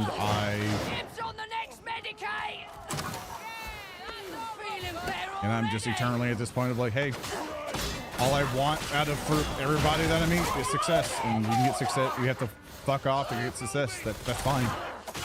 All I ask is that you be respectful of it. That's usually my kind of that's my thought process for that type of stuff. But no, yeah, for figuring out the campaign stuff, we're definitely looking around to see what we can do, because I know as soon as they make the announcement for the Kingmaker stuff on Patreon, there's gonna be a lot of people going like, well, what am I paying you for? You know, because there's a lot of people there who only cared about Kingmaker, and there's still episodes to come out. But that's definitely going to be a why am I paying? Why am I here? Because there's a lot of people who just don't care about Rockline. There's also people who just don't care about Warhammer. So we have to bring them something else that they like. And if we don't, then unfortunately I have to fire people. Because if a bunch of people leave from Patreon, then I have to fire people, which sucks. Or go to some people and say, hey, your pay is now worse. And what that starts to go, that begins to cascade. I bet you. I don't know why I'm missing it. And then that cascades the more and more, because then they have to find other opportunities. They can't do our thing anymore, and it's a whole thing. But for me, like as much as like, oh, here are my concerns, I'm like, you know what? We're gonna do new shit. You know. We've been doing Kingmaker for like 2 years or whatever, and that's honestly, that's a success in my eyes. That is something amazing that has been done. Not a lot of people can even sustain a campaign for like a month, you know, like, and for us to do a high quality production like Kingmaker with a bunch of very hilarious entertainers and amazing characters, and be able to journey in a very crunchy like system like that, and with all these background stuff, and establish this kingdom and be very imaginative with it and stuff, and get all these characters that people love. You know, I think we did a phenomenal job. I think everybody involved with the project just fucking knocked it out of the park. And it's definitely going to be a campaign I'm very proud that we have done. I'm very proud of all the people that were in it. Because everyone put their all in it. You know, they're people who really sat down, figured out the rules for it. Really did it for my request of like, hey, let's make sure we do things as right as we can. Gotta be respectful of each other. You know, all that stuff. I just wish I had a better ending, is all I want. Because unfortunately, we lost the footage of the last fights. And I think that's also the kicker of it, because OBS corrupted the recording of it, and that fucking sucks. And so what we have to do, which kind of works out so where we can kind of send everybody off, is I want to get Makura to do a final animation for it, just kind of give the campaign the respect it deserves, and be like, all right, let's go ahead and animate everybody and what the ending is, and send everybody off. I mean, less than 2 years in achievement, even more so than scheduling issues that can appear for content creators. Yeah, and they were pretty consistent with it, which I've been very appreciative of. I know I have to be a hard ass sometimes. I have to be the producer and boss to people, be like, hey, we got to get our shit done. You know, like, you know, I would love to fuck off all the time, but we got to get shit going, you know? Which I don't like being that guy, but sometimes I got to be that guy. But regardless, I'm infinitely proud of it. Even with the final merch stuff we're doing for it, and there's also a plushie on the way and everything, which is also awkward.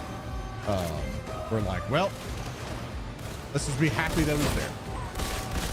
I'm just gonna be happy that it existed, and we're gonna move on and do other great stuff. And that's my mentality.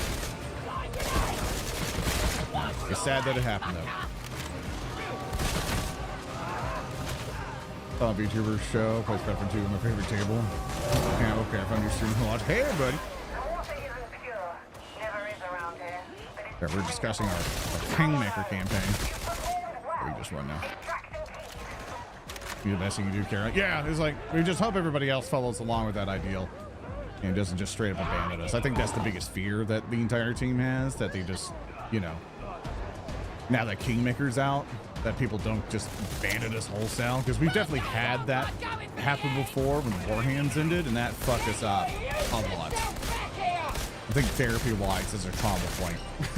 My therapist said, it's like, yeah, you know, that's a trauma memory for you.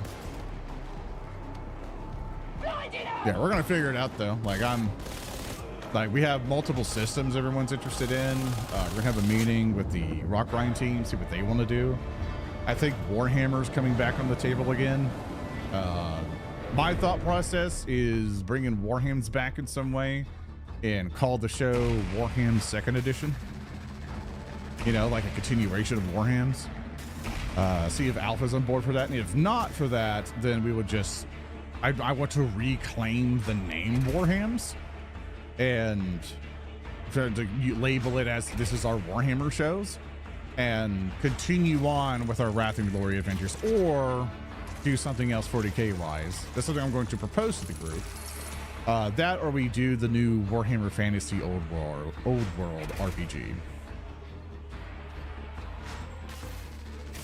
You know, definitely doing something like that.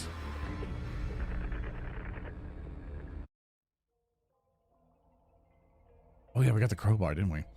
Now we get to see how the crowbar looks like. We get to half-life it. I'm excited for Starfighter. We all kind of looked at Starfighter, and I think we want to get a different group for Starfighter. I think that's the big thing that we're looking at. Because when the team tried it, they're like, oh yay, Starfighter. Wait, did I not get a crowbar? Oh no, I unlocked the ability to get a crowbar. I can go buy one, I think. Warham's issue will probably have been worse. What you'll have for Kingmaker, since at the time lots of folks were there not to be something else replacing it. At least I did until we got an awesome new show called Rock Grind. Yeah, it's we'll see what happens. And if it does happen, then you know I'll just have to buck the fuck up. You know, gotta do the hard shit, unfortunately. But thankfully, with all the new stuff that's been happening, with the help I've been getting and antidepressants and stuff like that and everything else, like I probably would have been, you know, super depressed at this point. But now I'm just kind of like, whatever. We're just fucking figured it out. You know, sucks dick, but we'll figure it out. Oh well. Guys either play Maledictum or FRP 4E. We did 4th edition already. That was Warham's Fantasy. We had to end that because of the previous closure stuff. More Hive Scum. Hello, Crowbar brethren. But there's a lot of things we can do. We might have to put up some poll. If we can't decide what we're gonna do, we'll probably do a poll for the audience and be like, hey, this is what we're thinking of doing. We have to completely change our plans for next year. Which one do you guys really want to see us do? And then we'll probably go for that. Because one thing that we're gonna have to do is a lot of pre-made module stuff. That just makes it easier for me and Thurston. Because we're wanting to have multiple campaigns going, because that really helps out with the content stream. And so having pre-made stuff really helps that out, because we really want to be able to raise enough money to get a map maker on the team. Because the positions that we really need filled now for the tabletop show is we need an audio person to really enhance the audio, and we really need a map maker. And like the map maker has to be like really good maps for it. They really fit the style that we want.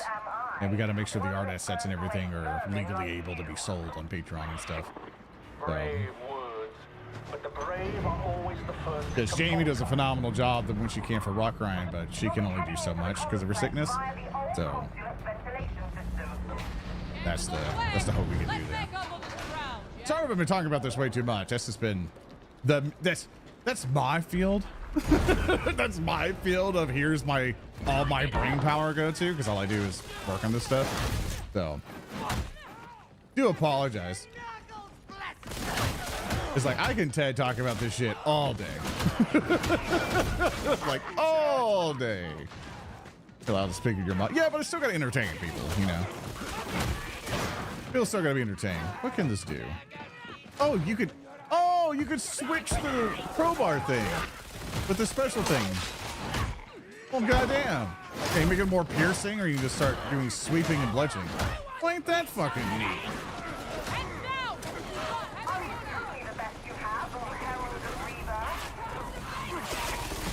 Such magnificent arrogance. Your fall from grace will be exquisite.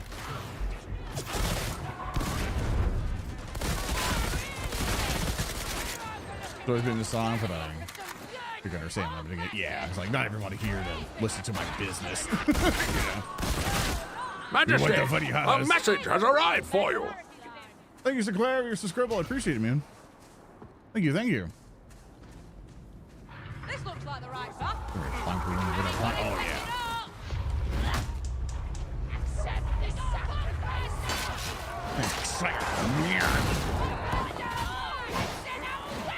They have a charge attack. Okay, so that's sweet.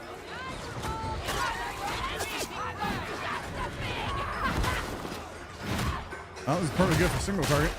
And if I switch it, good for cleaving through people.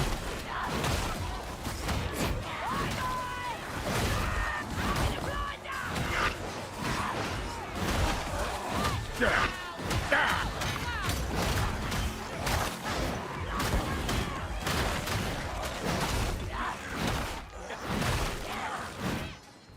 I'm playing a lot of Vermintide. It's addressing the issue of transparency. Or very more coffee, most folks do. The Battle Plus, you kill my folks with the crowbar at the same time, so it's impressive multitasking. Yeah. I'm killing all these people, man. Yeah. Yeah.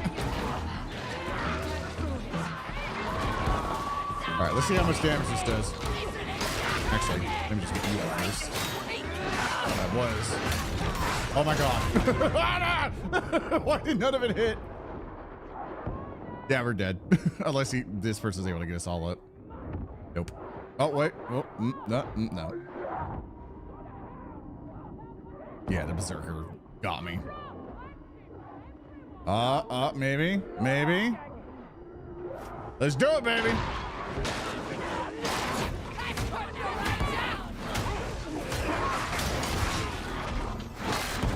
Damn it. I pressed the space bar to dodge back and it was way too late. Start looking at chat here. But yeah, that's the one thing that I always try my best to do. I don't want to bullshit anybody. I don't want to take advantage of anybody.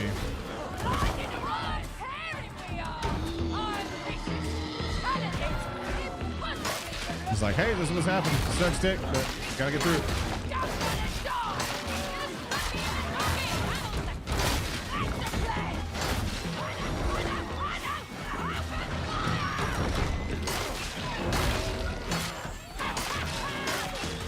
Just tearing into him.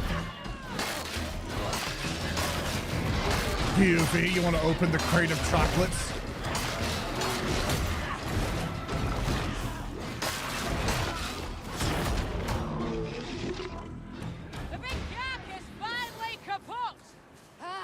Let's go save our friend.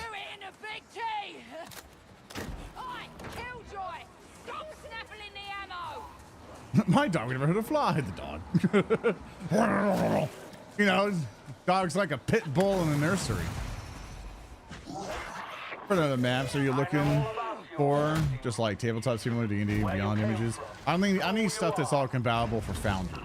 Like all set up, wall set up, any special things going for it. Like, we want the whole shebang. Because if we're going to start paying someone to do that stuff, we want some nice Foundry maps. And be able to do different styles. It's like, if we need like a Warhammer map, we need like an open field battle, or we need or we need something else, you know? I'm just gonna get this guy up there. He wants to play the video game.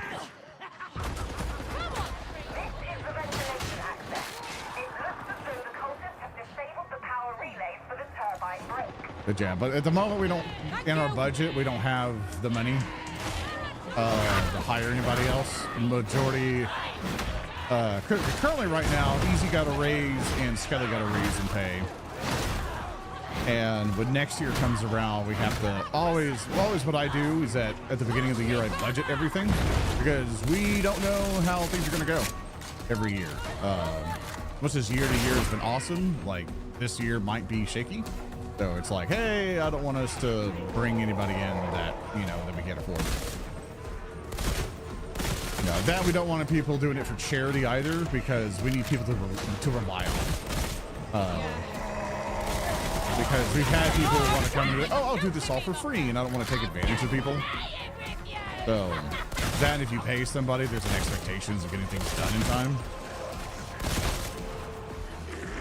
That it also kind of allows me to be that guy of like, hi, I'm paying you, I need this done, you know. Because if you do it for free, I can't really ask you to go faster. You know, because if we really need something.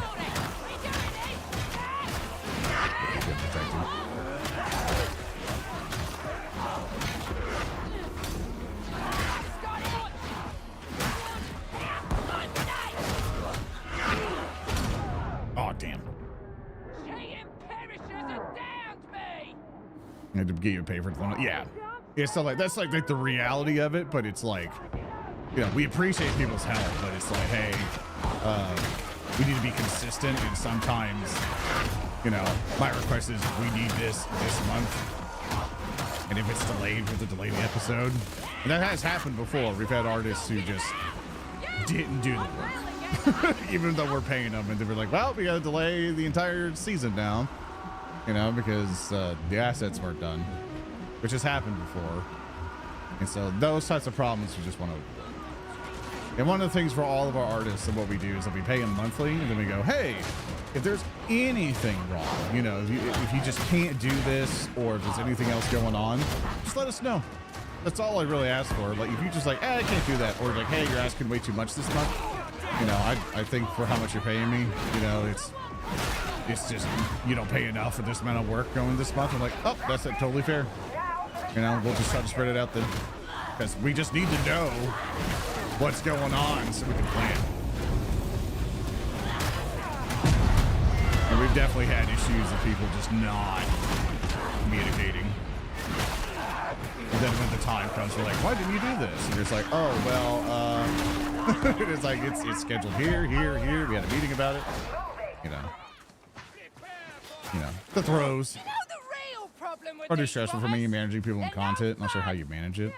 I've had management training. Like I've managed a gas station before and a restaurant. The thing, like my management style for things, like I'm not perfect at it. You know, like there's definitely, I have faults, and I'm always learning every day. And I definitely want to be a good manager for people, because the way I approach things is, hey, I'm going to pay you to do this. I don't care if you fuck off and play video games all day. As long as the deadline gets me, I don't care how you do it. Like, as long as shit gets done and I'm happy with the product, we're good. You know, I like being laid back. I like just letting artists do what they need to do. If there's something specific I need, I'll work with them. But I'll also take the advice of them because they know better than me. Especially on artistic things and some creative things in that artist field, where I'm like, hey,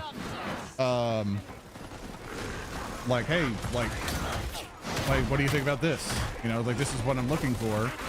Is this possible? You know, what would make it easier for you to do this task?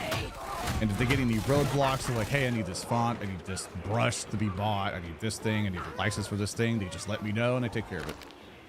You know, because I need them to be able to just concentrate on their task I need to be able to eliminate any roadblocks that they're having. If they have any issues with anything, I need to get rid of it. You know, because my job is to make sure everyone is able to just focus on their shit. Be happy. I died. And who doesn't micromanage the guys, and bless you. Yeah, it's one thing I honestly got a lot of these teachers at FISO, funny enough. Jim, who's now the president over at FISO, really, he was a fantastic manager. He's one of the best managers I've ever had. And he really taught me just how to do better in that. And every so often, if I need advice, I'll message him on Discord and be like, hey man, like I'm having this problem. This is what I confidently feel, but I feel like my emotions are getting in the way. What would be better here? And he would help me out here and there. We should take one of them alive. Think of what they could tell us with the proper encouragement. Yeah, I appreciate No Sarath, but like at the same time, like I'm not perfect. Oh dear. As you see, I'm not perfect. Like I'm not perfect at everything, you know. I fuck up. You know, there are times where Easy would message me and go, "Hey, boss, you fucked up." I'm like, "Uh-oh." You know, if I fuck up something, like let me know. And I'm gonna be like, "Ah, shit. Let's. That's my fault. I completely fucked up. Let me fix it."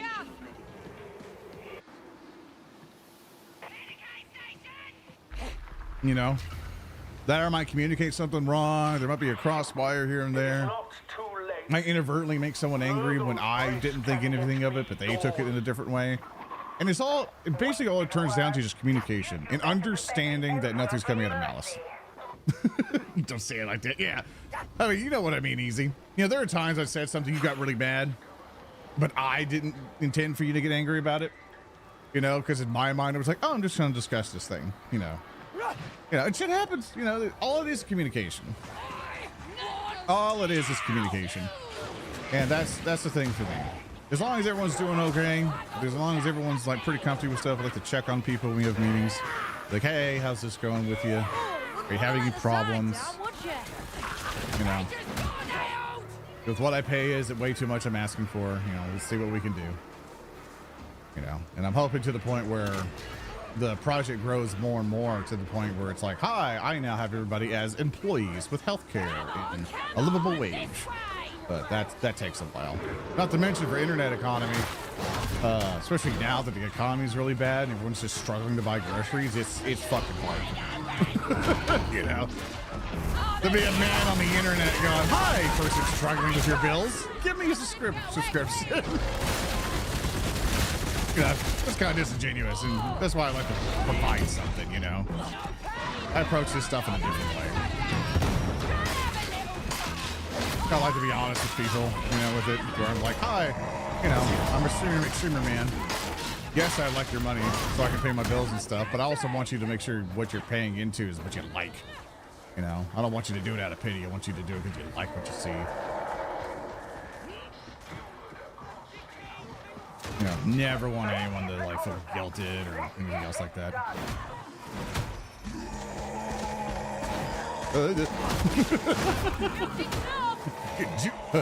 Not again!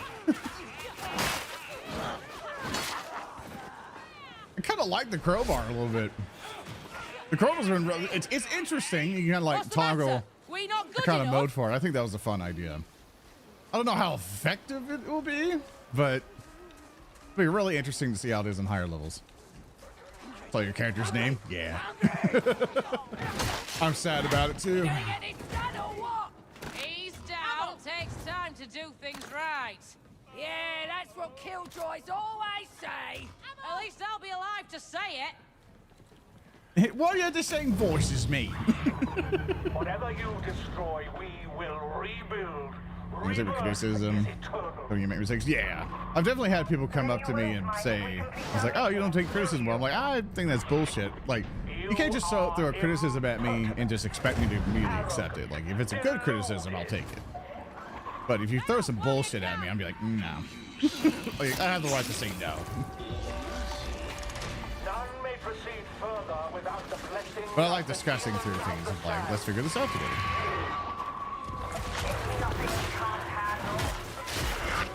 It's the one thing I've learned, I think, on this entire internet space with all the years of doing it, which at this point, we looked it up, like, now it's actually been officially 5 years ever since the start of Warhammer we've been doing this, by the way. So I'd say I succeeded. You know, like, there's one thing I gotta sit down with and look at. I'm like, I fucking did it, man. You know, I achieved the dream that I set out to do, like, long before. Of like, oh, can I do this full time? And boy, howdy, I fucking did it, man. You know, and I'm so proud of, like, I'm proud of myself, you know. Happy with that. I'm also proud of my team. And that's the biggest thing. Without my team, I'd be nothing. Definitely couldn't do it alone. And that's the one thing I had to learn, because very early on, I took everything on. I refused help. But now, though, it's like, I'm like, yep, I understand. I gotta have a team. I can't do it alone anymore. Infinitely happy.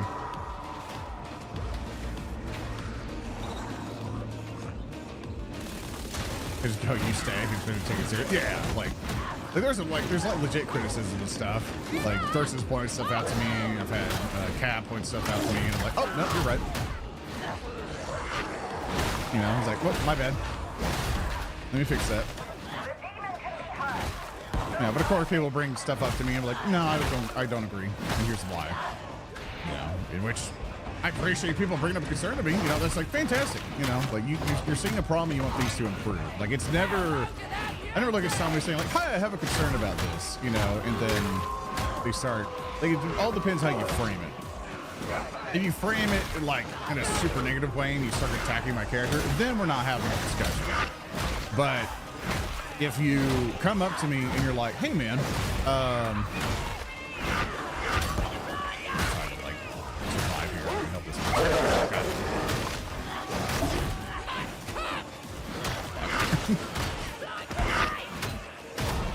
oh my god. Well, I didn't. Well, I went down with the net. I'm taking criticism as personal attacks. I'm giving it such. Some people are so hard. Yeah, it's a balancing it. It all depends how you deliver the feedback. Usually when I have a problem with someone, they're like, hey, this is my goal with this discussion. It's like just to kind of put people in the mindset of like, hey man, I have a concern, but like I just want you to know like my goal here isn't to insult you, it's to figure this out together. Because I'm seeing this happen and that's making me feel or imagine this. And when I'm wanting just some clarification because I want to, you know, I want to sit with your friend or I still want to work with you or like, hey, there's a problem here. I'm seeing the issue with the company. You know, I feel we keep going down this route. This is what I believe will happen. And here are my reasons for thinking so. And then we just discuss it. You know? Because some people might not have the full picture of things. And so that's all it turns into is communication. Like just communicate with each other. And just the one thing I've noticed in especially the VTuber community, or several people I've collabed with and done stuff with, is like some people just don't want to talk. They just don't want to communicate. They're just like, hey, you know, it gives them anxiety. There's something about it mental wise where it's like, hey, I can't handle the confrontation, which that's just a personal issue that people just have to, unfortunately, it's like, hey, if you're going to work with human beings, especially in this workspace, you're going to find that content creation gets fucking lonely very quickly because unfortunately you get into that mindset of vetting people, in which I'm a hypocrite of. I definitely do it myself, which you have to protect your business. Like, who's going to be good for my stream? Who's going to be good for my show and stuff like that. You got to be confident in the person you're working with. Yeah. There's one thing I'm flat out facing the breaking, like, hey, business-wise, thanks for coming over and helping, you know, bring more stuff to the show.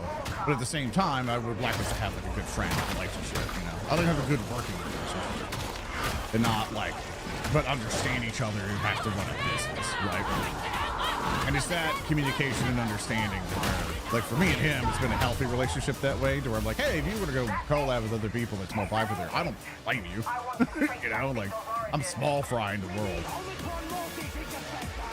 You know, in terms of streaming stuff, but that's what that is. But eventually people start getting content, like I call it content brain, where you look at people less as friends, but more as content perspectives. And that begins to suck. Because then you're not having an actual relationship, you're having you pursue a friend relationship, but they're only looking at you as a business prospect. That turns into a problem. I hate that mindset. It happens, and people do it subconsciously, and they'll kind of, and I've had this happen where there's like, hey, I'm going to start saying, no, you're my friend, you're my this, but it's like, you don't act like a friend. Like, you know, of course, the definition of what that means is different about other people. Like, say for example, if Cab showed up at my door today and he's like, I've lost everything, you know, my wife left me, I have no money, I'm only wearing a t-shirt and shorts, you know, I got no phone, got no nothing, I would house him, shower him, feed him, set him up, you know, I would get him back on his feet. It's shit like that to me. Like, it's kind of like that type of stuff where it's like, I'll make sure I can help out my friends that way, you know, because there have been times where people in the Nardek crew to where some of them just got fucked over on some several stuff, and I'm like, I got you. Hey, don't worry about it. It's like, you help me, I help you, and let's just kind of make sure we get through this life together. So yeah, but it's like, it's me to say how far I'm willing to go, you know. It's like at least for me, I like to say I give a shit, but like, you know, things get tested in reality. I get like you saying back on your feet. Oh yeah, because Cap came from do that in workplace cultures all the time, corporate type environments encouraging very disturbing behaviors. Yeah. You talk about your management style and contrast of my old job. It's night and day. It's such a nightmare when upper management is a failure point for communication. Usually what I see what happens when upper management starts to get more up your ass in the office environment, it's usually because they're getting yelled at. And usually, and that's rough for people because you're in that management position, which is higher pay, all this other stuff, and you need your team to produce results. So if your team's not producing results, they don't look at your team, they look at you as the manager, and then they go, you're fucking up. Why isn't your department doing great? And then the manager then has to go, well, I'll talk to him. I'll get him started. So they start getting on your ass.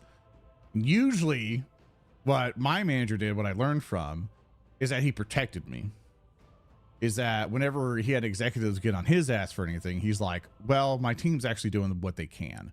And he would show the work that we're doing, show the process of how this works, tries to have the other executives understand. But if an executive's unreasonable, they're just unreasonable. You just have to deal with that. It's a shitty existence. No one's happy about it. But is that type of stuff. Oh, stim lab. Stim recipe. Unlock different effects for your personal brewed stem. Ooh, some recipes cost more volume than others. Oh. Increase by 5 at your 5th level and can be spent on stim recipes. The more volume you spend, the cooldown increases from your stem emissions. The intervals 75 because it's all. Oh.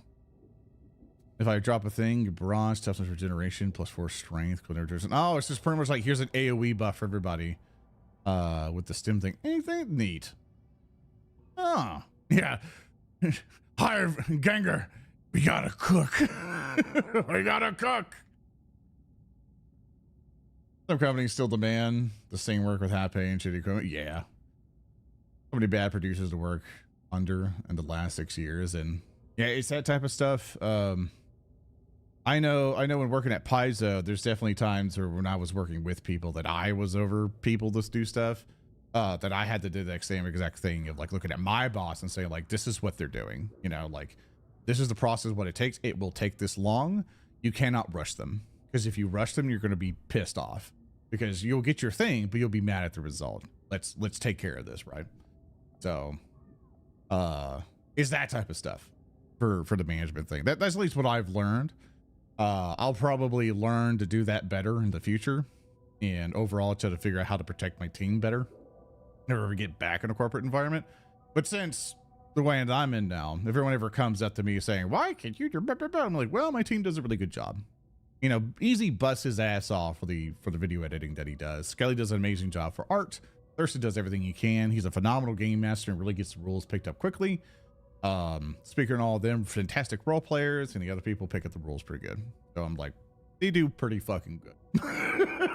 You know, they're phenomenal people.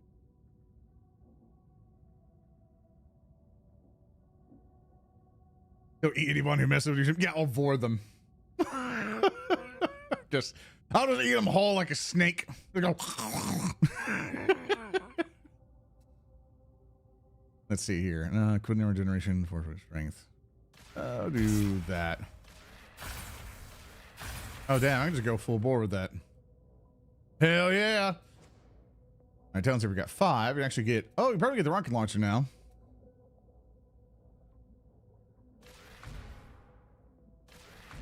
Hell yeah. Boom. Oh, wait. Boombringer. Hell yeah. Oh, ads? Okay, we'll wait. We'll wait for ads and stuff. But yeah, that's my mentality in that stuff. We're going to a Baldur's Gate stream one day. Yes, we tried that Baldur's Gate stream before with the AI and chat being them. I found a glaring error with that one, and so we had to stop it. I've since been messing with the mods in the background, and I do want to play through Baldur's Gate again. Majesty, a message has arrived for AI you. Thing and chat get to be those characters. I thank you, Kiss Me Harding, for your 100 bits. Honestly, good managers are a godsend. Currently dealing with one who doesn't really like communicating, and it's making life so much more difficult. Yeah, and yeah, it's just different people, and it's one of those things where you have to learn how to deal with different personalities. And there are times where those personalities, like, you're just not going to mesh very well, which is why, like, courting a good team is so important, right? Because my biggest thing for all like tabletop stuff and everything is camaraderie. If you don't like each other, you ain't gonna have a good time. If you pissed each other off in some way and you don't talk about it, shit ain't gonna work, man. If you don't communicate your feelings as like adults, you know, in a constructive way, it ain't gonna work out. So you gotta tough it up. We gotta work with people, and unfortunately there are managers who are just like just do your damn job and fucks off, you know, like they don't give a shit about you. Yeah, sometimes for that stuff you gotta like get over it and be professional. My first game I played was the first Space Marines game. Phenomenal game. Phenomenal game. Loved speed running it when I did. I'm waiting for the ads to end here before we start another mission. My dad, who was the team manager before he retired, once told me that the pencil next that if you keep messing with my team, I'll eat you like a polar bear eats their prey. That was odd until they discovered the polar bears keep their prey alive until they eat, or while they eat. It's like, you know, a bit weird, the state of people, but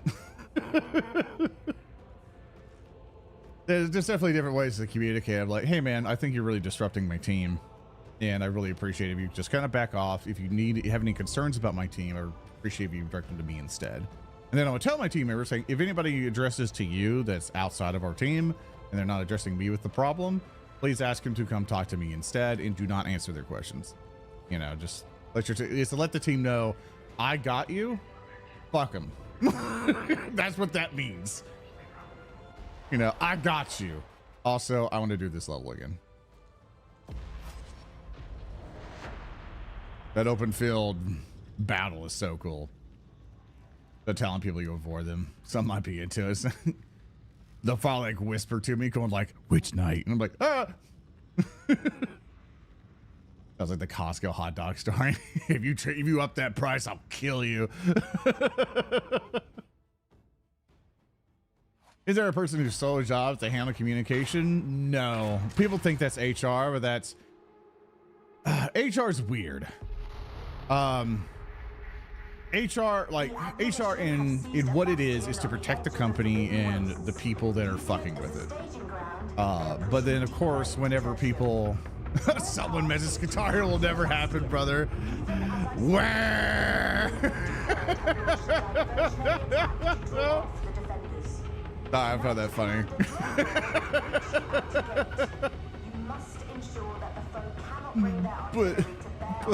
but.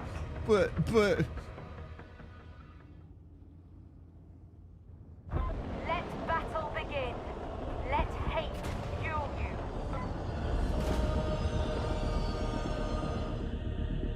All right, person in chat's fucking with it.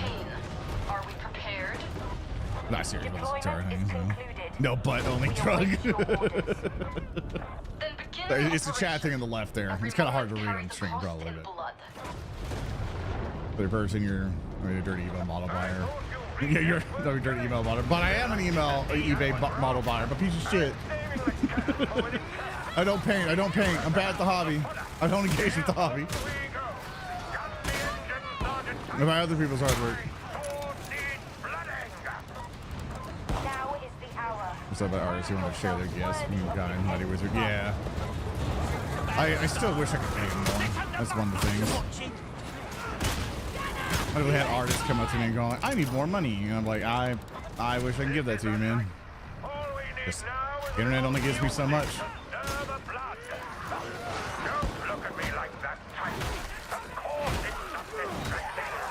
That's right, dude, I love this map. That was so cool. All right, I have a rocket launcher.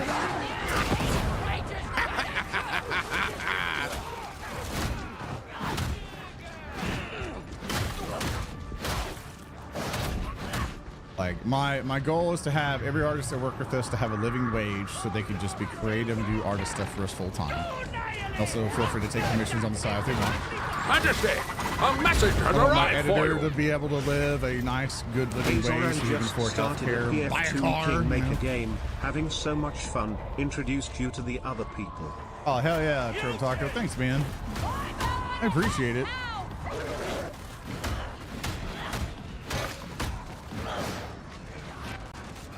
It's like that's the goal, but for me getting there, like I don't know, I'm probably gonna fuck it up. You know. Probably I can do things different. I can probably market better, or do different videos better. I know I get on the train on YouTube a lot better because I'm fucking that up. I'm waiting for the CPAD stuff to be done so I can, you know, film more video. So I can actually have the inner team be like, I'll make a video today. Gotta control this board, which is not working out. I had the rocket launcher coming. Well, thank you so much, Turtle. I hope you enjoy your Kingmaker campaign. Like, Kingmaker's really fun. Especially when you guys invest in your kingdom. It's so cool. An unhappy situation. The path is blocked. I'm running. Me too. Let's go out for some. Yeah. Yeah. Puts on mask, goes to bank. Let's get more money. They always put the money here. Boom, baby.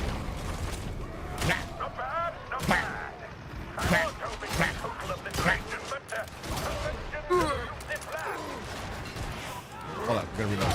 Ah, shit, some people are gonna look at me. Does it say look at the returns? We're outside the city this time. Yes, the money story. You get the money. Yeah, let's go pick up some money, guys. Blah. I missed that completely.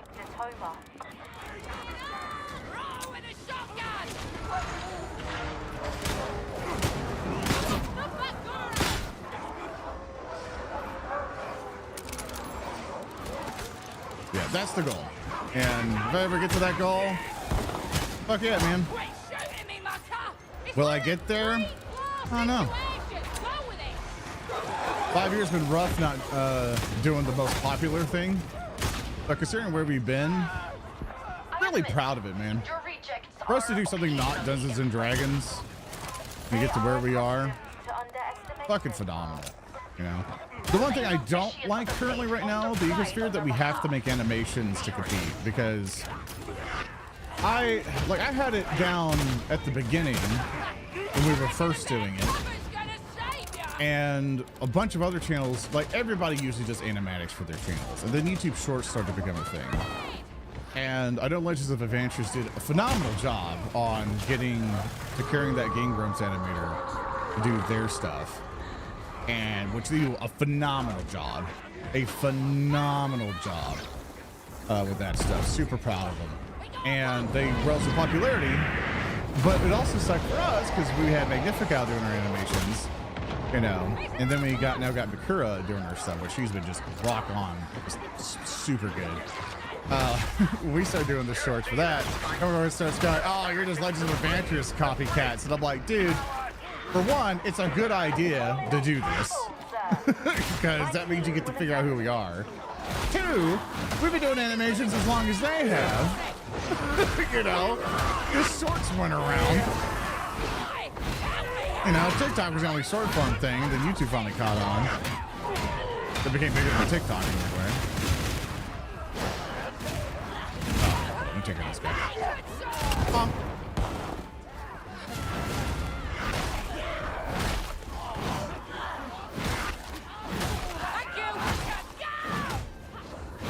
One of the Warham's animation Animax, the Tater Tot, yeah. And that one was, oh god, honestly that first animation we did was a Fiverr request. We were just looking for animators, like, hey, you do a good job, let's take it off Fiverr so we'll give you more money. But animations cost a lot. It's a shit ton of money. We can't do it as fast as other people can.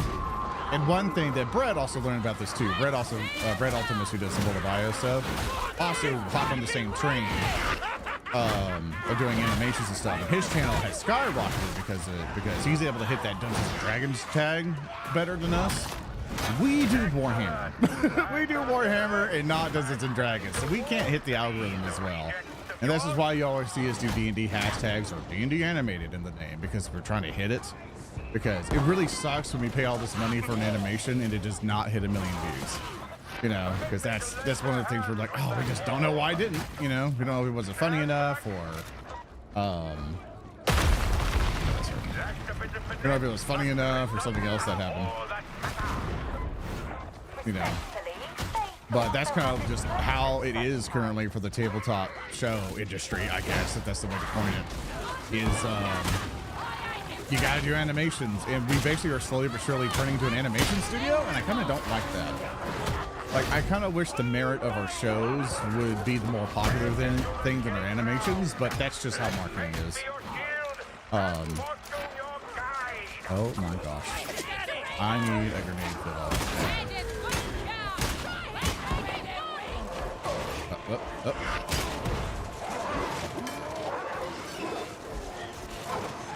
Nope, that's not one.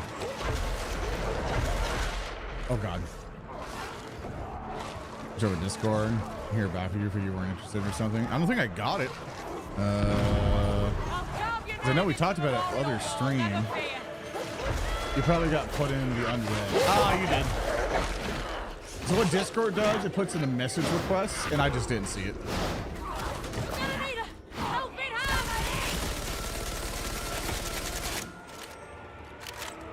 Let me look at it.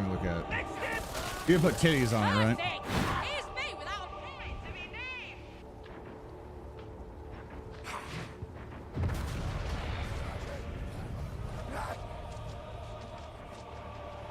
Let me see real quick.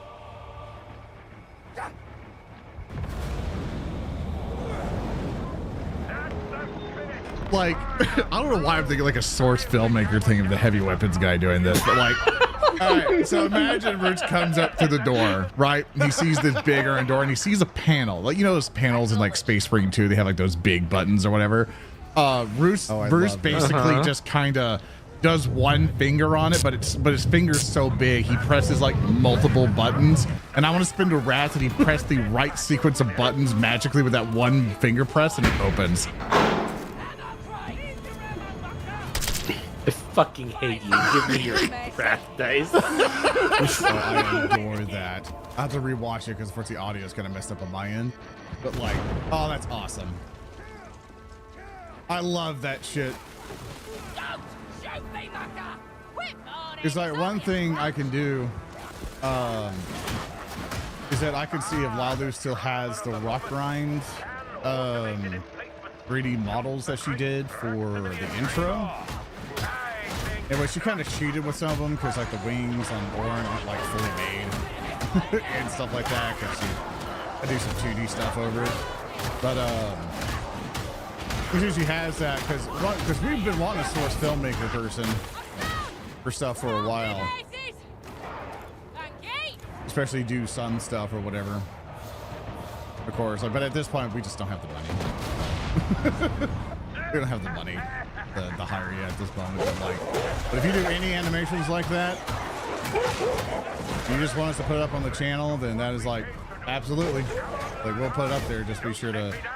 I didn't have to double check on your thing here, but if you have any credits you want us to put in for it, we'll definitely do that. If you'll permit us to put up on the channel, which I'm more than happy to.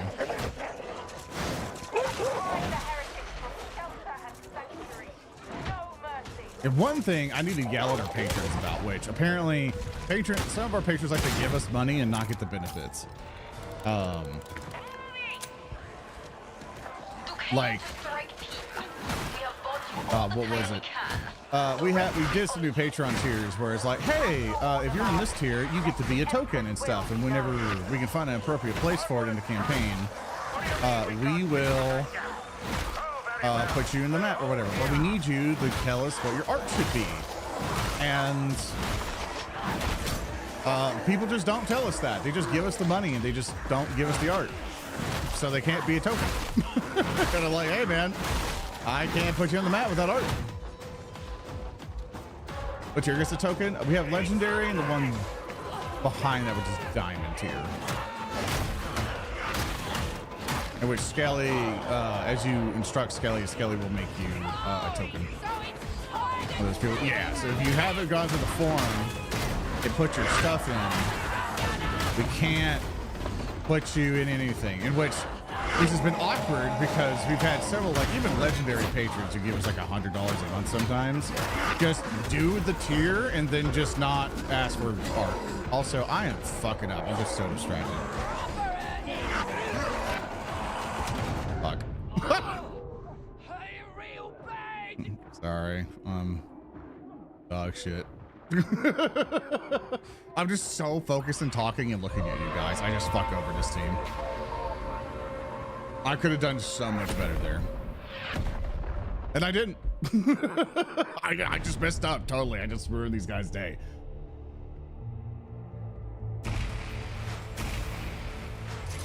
I just got so focused on talking to you guys. Oh, Zoran doll, thank you. Oh no, you give me something else. Sorry. I thought I had the bear toggle on. This is magic awesome for that.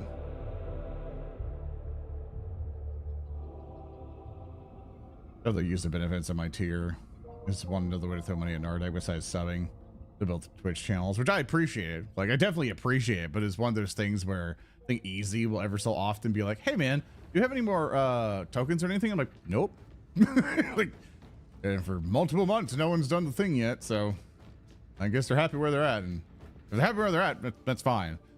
This means Skelly doesn't have to do so much work. Tell me, what penances have you undertaken? You will not be missed.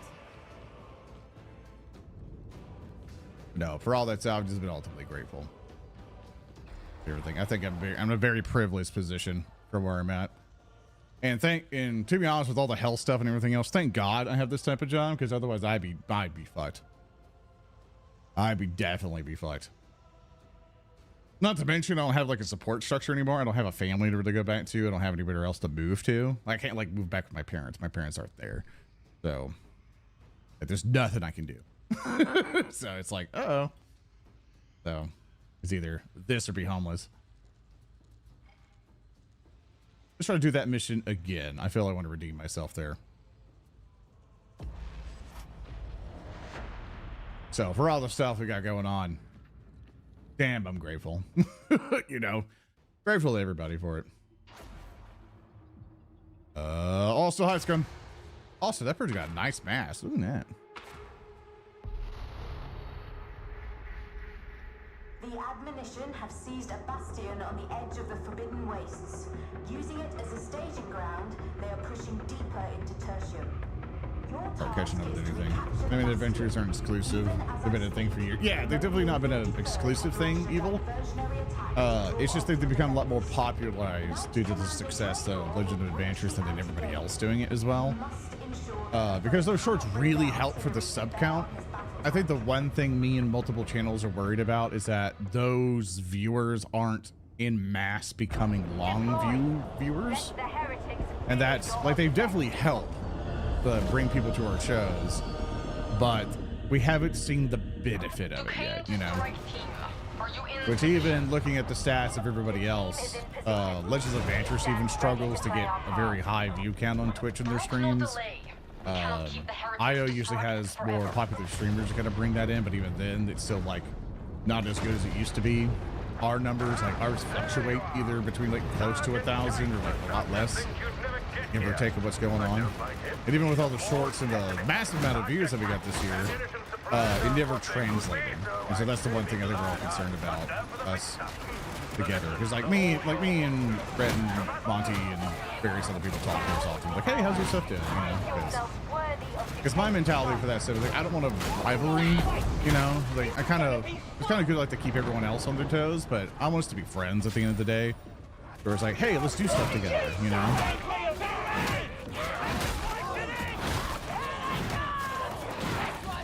But like, we should really, you know, like, we should look at each other as friends and people to help each other out in the status of things, instead of like, ooh, fuck this other team, you know. I hate that. I want us all to be friends together and be able to do stuff together. What an ugly perisher! Because I had to deal with that rivalry stuff when I did PlanetSide 2 content far in the past, and oh my god, it was oh my god, people were assholes. That and the Eternal Crusade stuff, oh my goodness, it just kept going. So everyone else was like, no, I want to be the popular one, fuck you, you know. And I'm like, all right, man. Fantasy 2 still around? It still is. We got an update recently too. Oh my god, that health.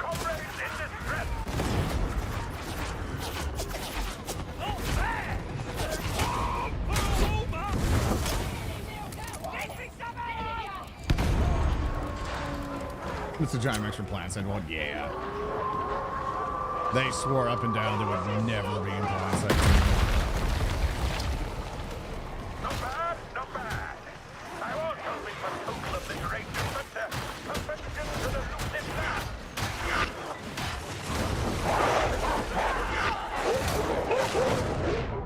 He's not a Grenadian where it's a market launcher. What a shame in a weird way. Kind of want PlanetSide 2 to die so we get PlanetSide 3 or something. Yeah, I think the only way you're going to get PlanetSide 3 is if Rogue Planet or whoever the hell they're owned by now. I'm just staring. I thought it was dead. Yeah, basically they need money for that, and they also need to see if the market will accept it. And that's the big thing, is Tencent now owns that company. So unless Tencent comes over and forks over cash, or they somehow find cash in their own way, it's not going to happen. Right now that game's just sustaining itself in that company. But for how long, we don't know. One day, this city will like, in comparison of any other FPS MMO out there, it's one of the better ones. Not really a lot of FPS MMOs out there where you can do something like PlanetSide. That's why it's so unique of what it is. But there's definitely frustrations with it. And which the current team they have going on now are slowly but surely trying to do what they can with it. But I feel, well, PlanetSide 3 to happen, honestly, if I was Rogue Planet and I had the capacity to really modify what PlanetSide 2 is, or at least to try to sell the technology there to another company, probably just sell that studio to be under somebody else. Be like, hey, if you buy this studio and we can try to get this rights with Warhammer or another big name, to do like a really big war game for them. Because if you got PlanetSide 2 style stuff, but Warhammer wise, oh my god, it would be popular. People would play the shit out of that. Guaranteed. You know, it's like successfully Eternal Crusade. If they somehow found that out, it would be phenomenal.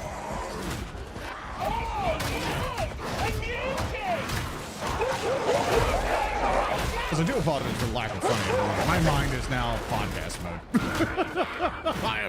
I am all in on my TED Talk today. This would seem an obstacle that no manner of fury can gainsay. The fraction dimorphism. Yeah.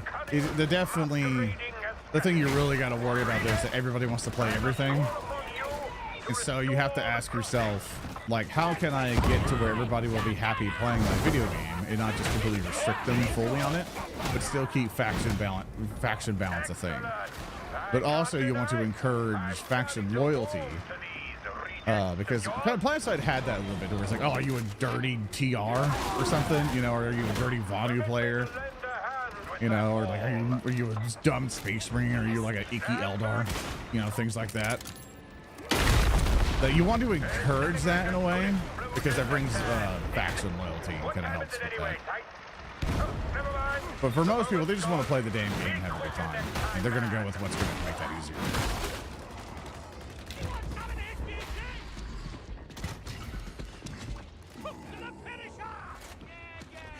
Oh, you got him. Wham! Also, dude, they tried to make Battle Royale and was not good. The game is not designed for current day trends. Yeah, I feel what happened there is that Daybreak at that time was like, hey, we had all this success with Battle Royales with H1Z1, so we should probably do that again with PlanetSide, because that's more of our FPS game. You know, with Fortnite on the horizon, or Fortnite being popular and things like that. Like they were in their mind thinking we can probably capitalize on this and give something else to this market. And we're dead again. This time it's not my fault. Unless Neves over there is able to figure it out, which I don't think he is. Yeah, he's dead. Oh, that's rough. First Eternal Crusade Survive was a fun game for what it was. Yeah. Yeah, that game went through some trials and tribulations.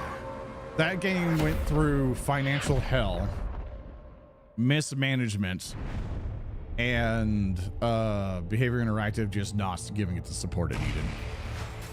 They had all the support at the start, but their death knell was changing engines, I feel. Once they decided to change engines to Unreal, then they figured that they couldn't do the scale that they wanted. Because to do the scale that they wanted, some of the PlanetSide, they would have to hire and do so much custom stuff, because the engine, they had to do a whole new engine. They had to scale everything back. And so they had to redesign and redo everything. So as they were redoing everything, that cost so much time and money to redesign that on one of their streams, they blew through all of the founders' money. Like, they announced that on streams, like, hey, we're running out of money. And I was like, what? You're not supposed to say that. You know, thanks for being transparent, but it's like, hey, man, what a way to say you fucked up, you know?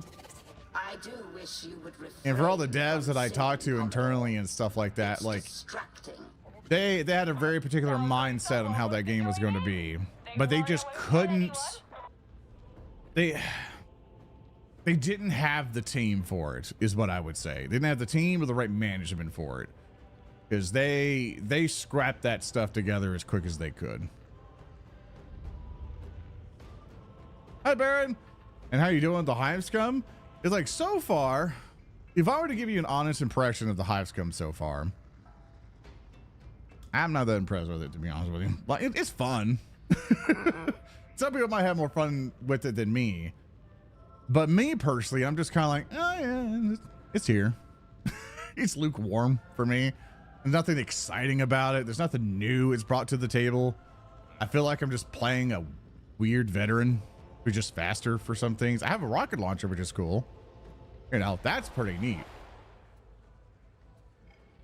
Go with the Uprising because people are struggling on Malice. But the Stim Labs, yeah, we do have the Stim Labs thing, which is that's neat for what it is, and I feel it could be really cool. Like, I could make like a better support character for this, or you know, that's something that's cool that they bring to the field. But even then, like, for the rest of the gameplay with the guns and the thing you're interacting with and like the class abilities you have, I'm kind of like, eh. Something about it makes me go yippee. This is a death zone. The archivum should be just up ahead. Isn't that nice? But there's I just play Ogre. Yeah, I usually just play Ogre or my Psyker. It's I think I brought this up previously that I was playing Vermintide with some friends. And I find in comparison to Darktide, Vermintide 2 is just more interesting. The different classes have completely different play styles and how you go about things. It can be like more supportive, more kind of damage in this way or that way. Like the dwarf, you could be like a crossbow sniper ranger guy. Probably do like a bit more fast firing stuff. Still got some different melee options for you. You know, have different skill sets to kind of like deal with people from afar and close. Then you can switch over to the Iron Breaker, just be a pure tank. If you want to, just a super durable NPC or a super durable player. Then you got Slayer, just your DPS thing, just go buck wild, start carving through a bunch of people. And then you got the Engineer, which is just like, hey, here's just a dedicated gunner, but also for explosive, right? Like things play differently because of their major class ability. And for the Witch Lady, or the Fire Mage Lady, like she got all her fire stuff, and then, oh, you can be a Necromancer and summon skeletons. Yeah, that's cool. And then for Kruger, like, a Kruger, you get to be a Grell Knight for one, or you just get to be a, just an Archer for another one, or you just get to be like a Footman, you know, more tanky or just more knight-like. You know, there's different stuff to it. As for this, it's like, sure, you can be like a melee psyker or more of a caster psyker, flamethrower. Like, there's definitely checkboxes you can do. But I find that Vermintide is like, this is more, just different enough.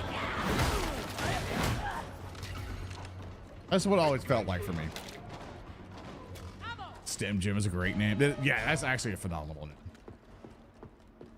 Or did they ever make a Starship Troopers like where you can play guardsmen with vehicles? There is the Starship Trooper game.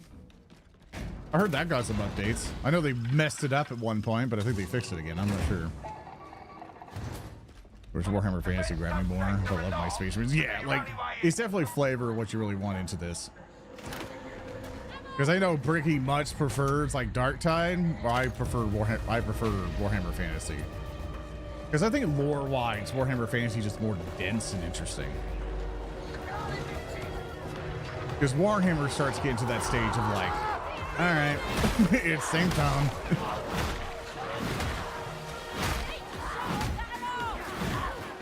It's one that we made a comment on last Wrath and Glory stream where I've been trying to go through the Gaunt's Ghost books, and I am struggling with it.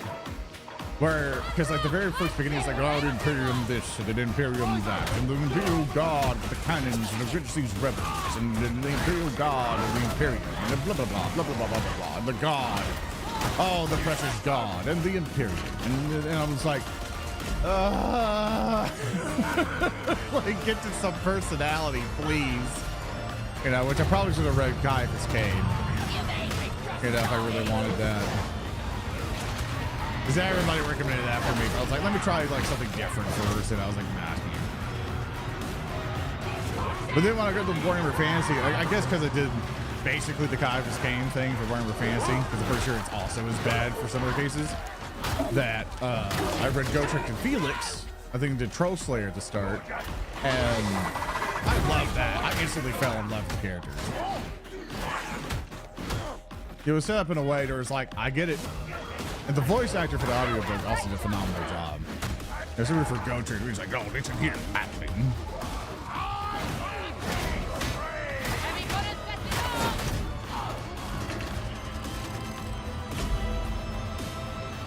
Well, the first 40K book to be a Space Marine sector, but yeah, like my very first 40K book was the Space Wolf Omnibus, and I got to chunk through that before I gave up.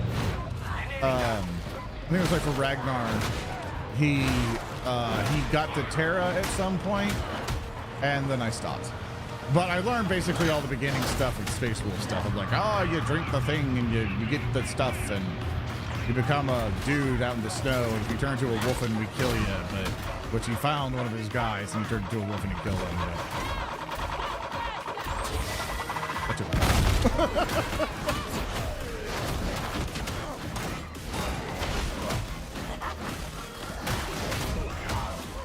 Oh, we love our broken printer. But the first person video is Omnibus. Oh, you're gonna love it. It's such a fun series. I'm excited to read the next book. The Crowbar Beacon action.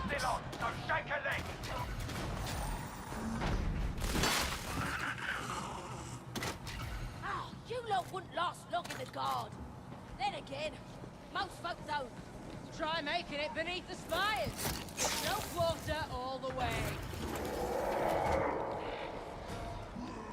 Ammo! Oh, I thought you were gonna wind it up for him.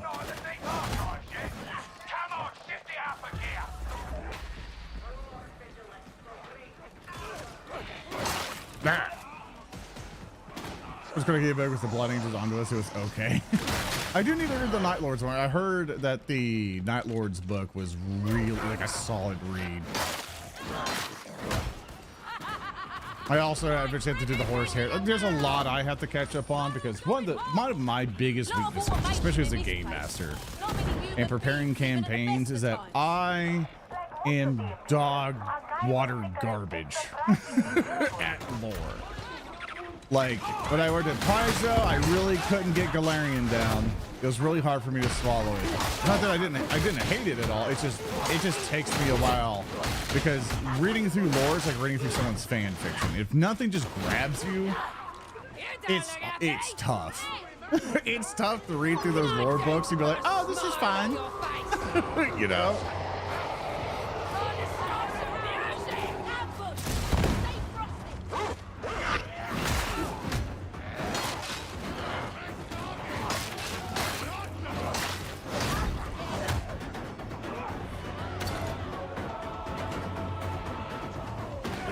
Zondo is very Viking. Oh yeah, it's definitely coded that way. Some of you are going to be into that, some of you aren't. Very much drinking halls and merriment and Space Wolves farting in Space Marine armor.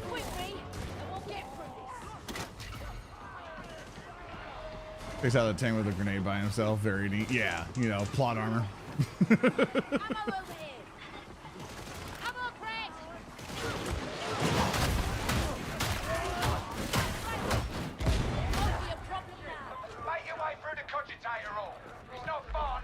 The twice dead king onto us sometime next year, but Dresden Files for 18 comes out Junior. Oh yeah, I stopped on the Dresden Files. Oh god, what was it? It was when what's her face? I'm trying not to spoil it for people, but there's like a Ice Queen person, and the one character that we were familiar with became the Ice Queen person, and then saw that and he's like, oh shit, you know. And I think that's where I hopped off. Because I think like the other books weren't out at that point. Also, I also was in that era of like, oh, let me listen to the audiobooks of it all. Because I listened to all of Dresden when I was in a restaurant. You know, when I was managing and stuff.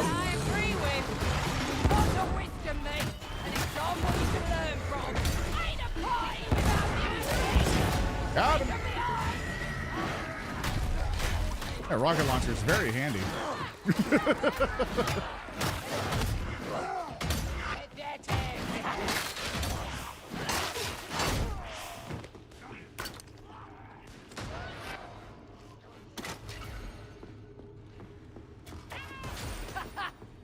gonna leave those Magnus for old time's sakes. I don't even know which way you want me to do it. Magnus or something like that. I don't know. This mostly just turns into me yelling. Oh, Magnus. Low roar. God, I haven't done Vanguard in such a long time. I have to anchor myself. I'm like, where's the gear you milk stops?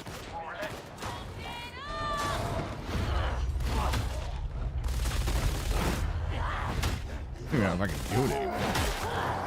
That's the one thing. We haven't done those voices in such a long time. Like years, really. Or the first time we did Lehman Russ, I really hated the delivery of it, but Alpha's like, no, this is great. I'm like, no, it's not. It sounds so cringy of me trying to go like super deep. But you can definitely tell it just not worked out at all.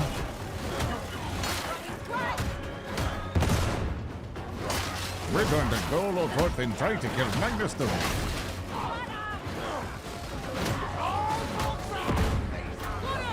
This is a battle bit. I don't know that off the top of my head.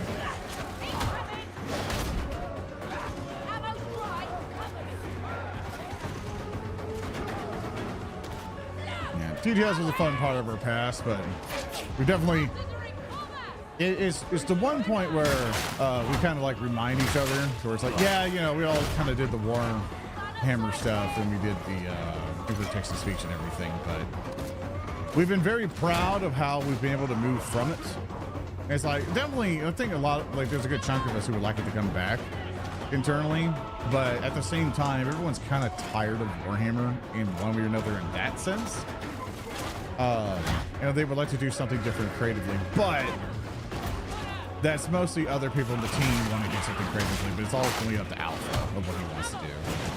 And which Alpha still very much loves Warhammer. You know, it's the difference between the company being pieces of shit compared to loving the world. You know, which are completely different things. Ever watched TTS before? It's like, it's definitely a fun fan project. They put a lot of time and effort into it, and as it was getting bigger and bigger, you know, it definitely, it had the potential. If Games Workshop was more cooperative, like, I feel like that thing could have definitely soared higher, but lawyers and shitty executives.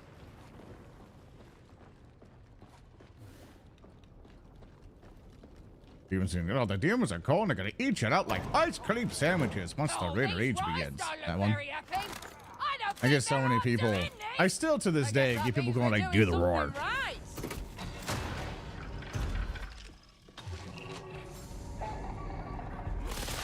And then I just stare at them like, this all you care about? You want me to say the funny haha voice? Don't care about my big tits and personality? Scan beginning. Remain in close proximity.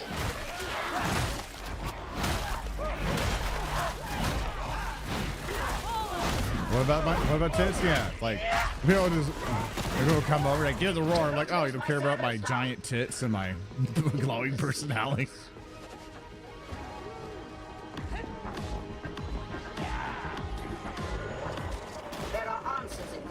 But you will require your auspexes to find this is a bit I like to do because we've had many people.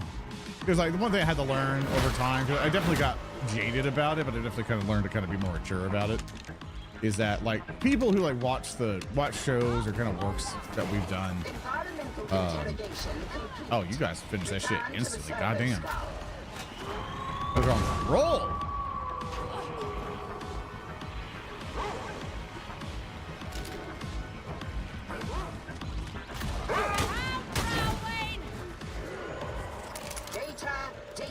Data. I require it. You will find more of it in this location. Hurry!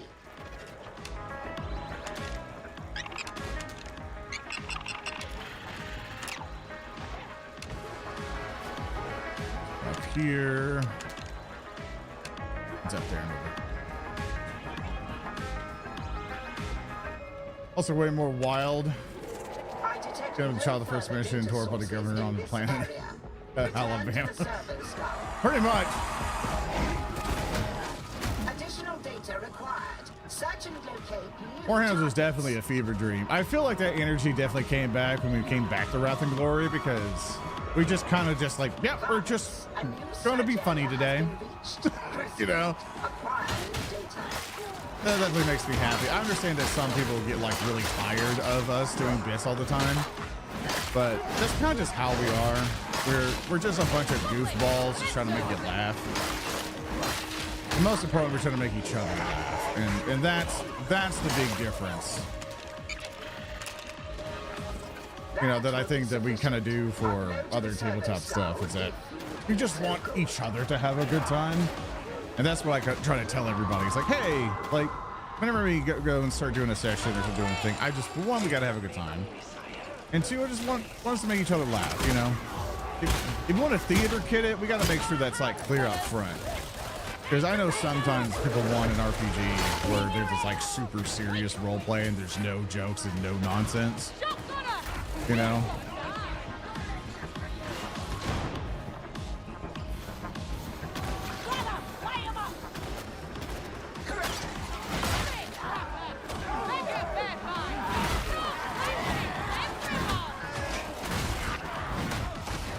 Experience it when it's fun, regardless if you use it or not. Yeah.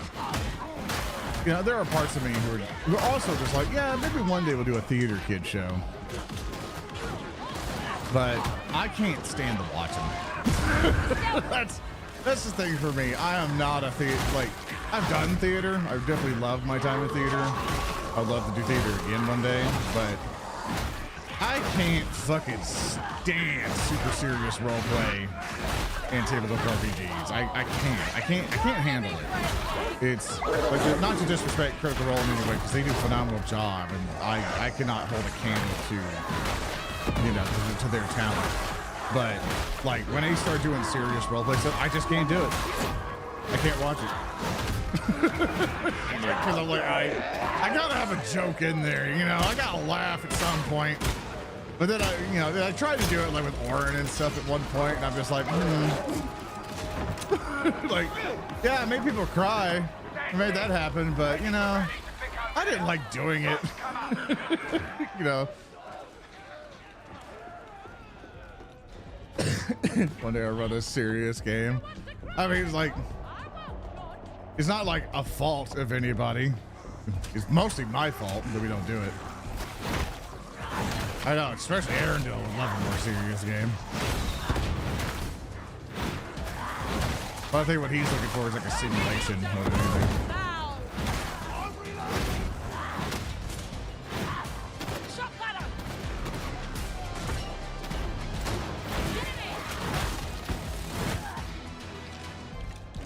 There we go. Excellent job, team. Excellent job. You can be the producer when I caught heart attack for my intense horror series. Okay, make grown men shed tears of brotherhood. That Horus Heresy RPG ain't fucking happening. Oh, dual stub pistols. Definitely want to try those. You need a series where you have a talking orchid jar. Exactly. But you guys should have seen the ending of the last stream. Thurston did such a good job with the twist. I don't know any more than you. He did such a phenomenal job with it. And I'm so glad Bricky was on board with it too. That was definitely fun.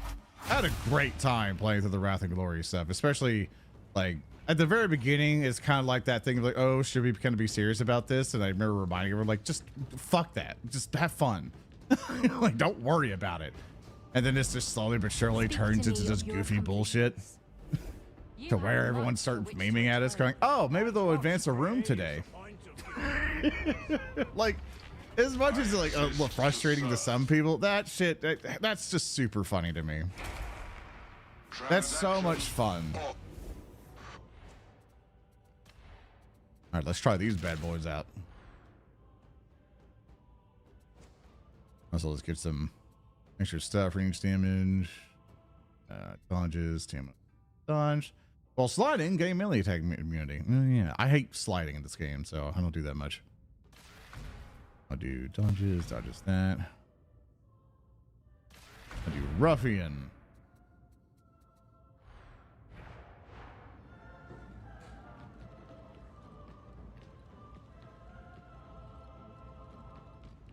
There's an animation on the dual machine guns. If the DVR thing on the stream is on, which I think it should, you should be able to go back at the stream and kind of see how it is. We just got these weapons, so I want to try them out, but I could probably show you later on if you can't go back in the stream, if the go back DVR bar thing doesn't work.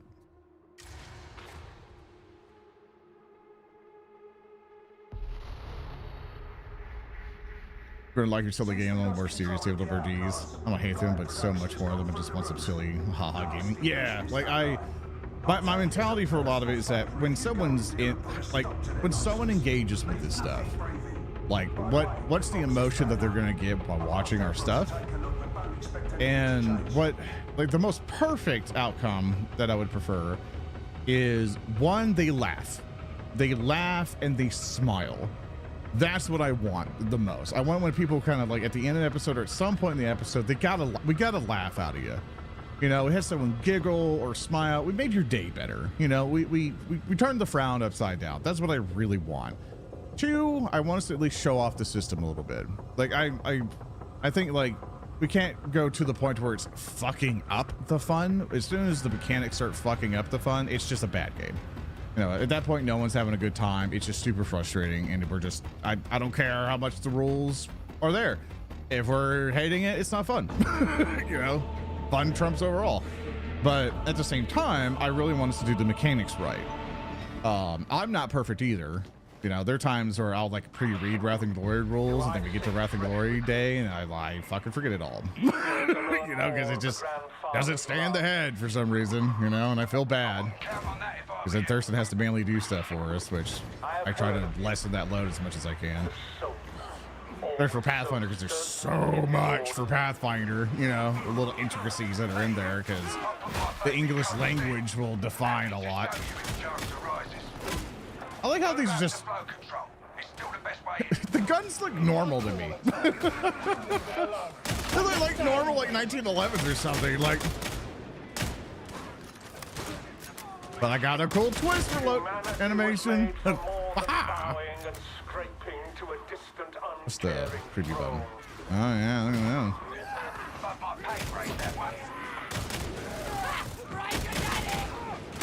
I got the Tomb Raider loadout.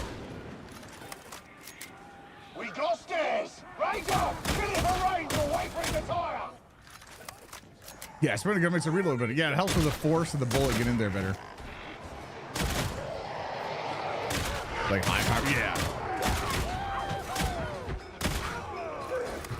Get off the elevator. You can bet there's more coming.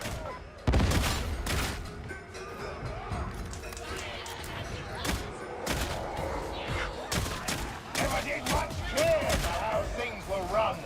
Up high. Yeah, loads of stupid rules. No sitting roads, no slicing out guns, no random acts of murder. I like the dodge thing. They're always better at sliding. I'm pretty sure that'd be like really cool to be able to like, slide past enemies and do all this stuff. Hey, we in here, fellas?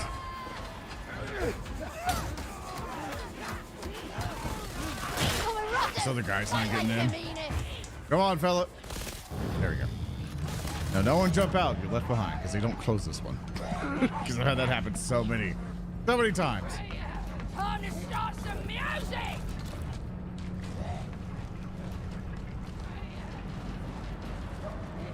Hell yeah, hell yeah.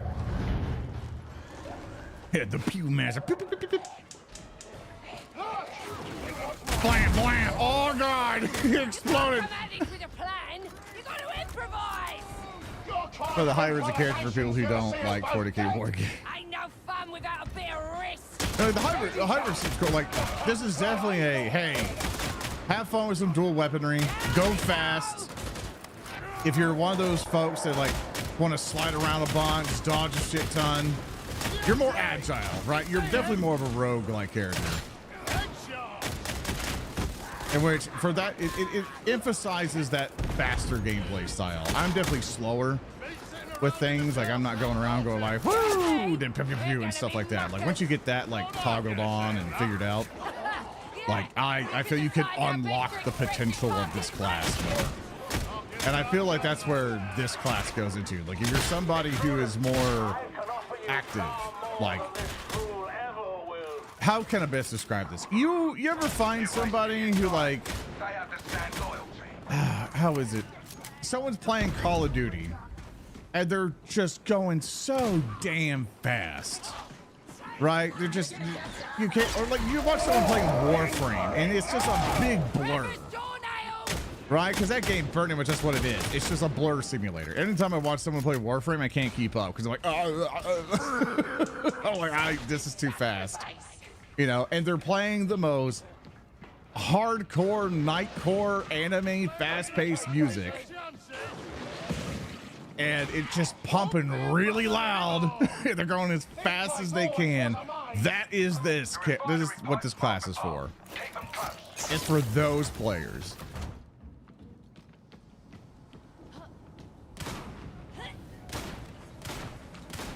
These are the Fallout Warframe. You're behind the controls. The actual music of Warframe is pretty good. The music of Warframe is phenomenal. Like, I'm definitely so disconnected from Warframe because every time I look at it now, I'm like, oh, what's happening? Like, what's going on here? Then I'll see like these characters people were playing, all this other stuff, and I'm like, what happens? Like, what occurred here? There was like, oh, these are the new, this is this people, and then this story came in, and then this new arc came over. I'm like, what?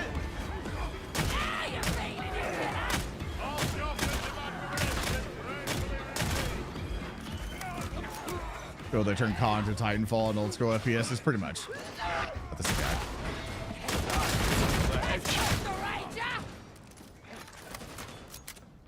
Keep heading up. Get out of these maintenance tunnels. This is our realm. You cannot outrun us. You cannot escape. The Warframes 1 through 5s, 1 through 3 lost, and 1 through going fast. I did at one point get a Volt that the entire build was go fast. It would just put on City Escape from Sonic Adventure and just run. That was the build.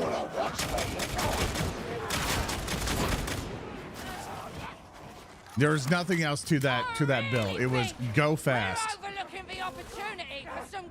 And when I met an enemy, I would go faster because I didn't want to fight it. I would run to the objective, kill the objective, run out. You're almost to flow control. Don't go slacking on me.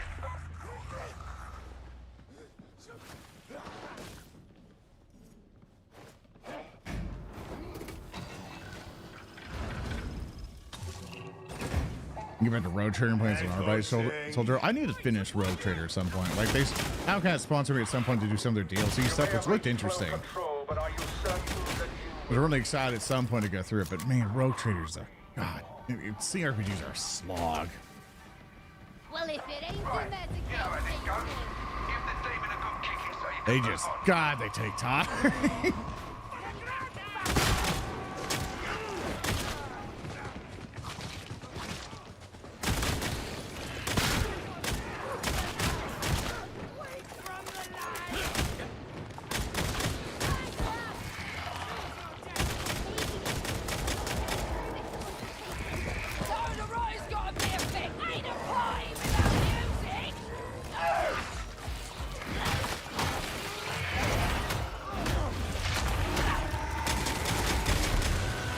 I love these guns, by the way.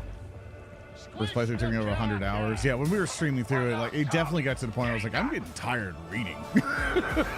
Like, I'm like reading everything. I'm like, oh God. Like, I need a break.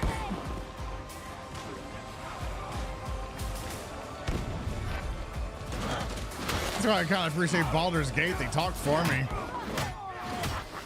Ah, come on.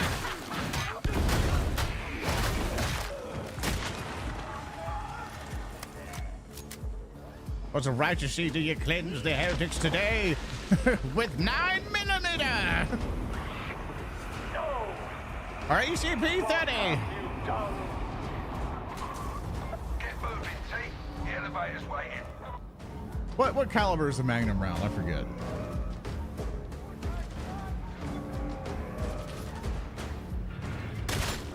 Stop showing off!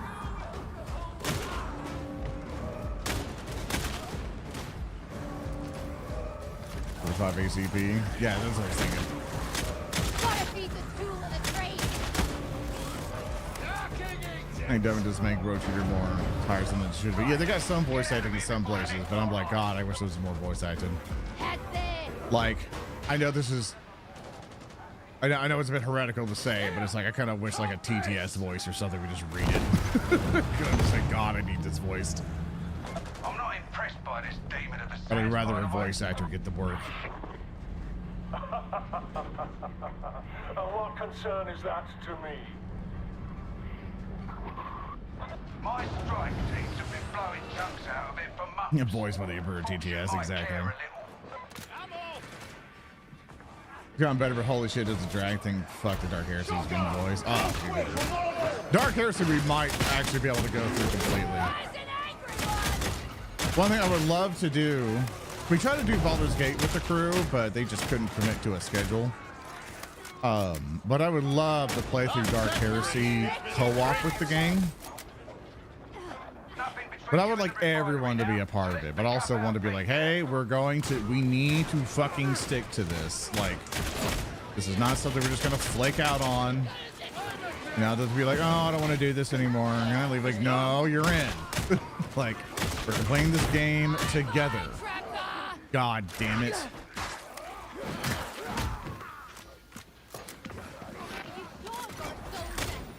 And that's what I would really like to do with everybody. Better hours, more sleep, fewer orders. So that, what's your 30 gigs on console? Or, yeah. It's also works pretty good on the Steam Deck.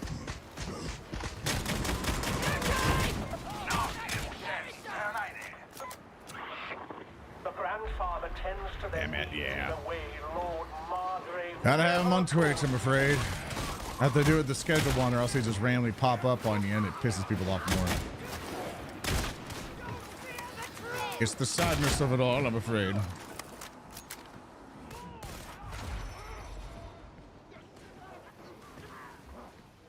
No fun NFL ads either.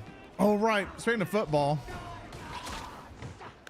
next year, I am 100% definitely going to try to figure out how to do. Oh, we gotta go back. I'm 100% going to figure out how to do a Blood Bowl tournament with everybody. We did the video game. It's on PC? Road Trader? Yeah. It's been on PC since the start.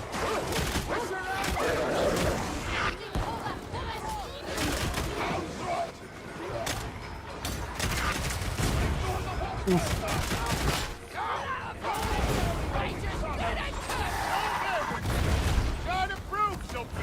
Damn it.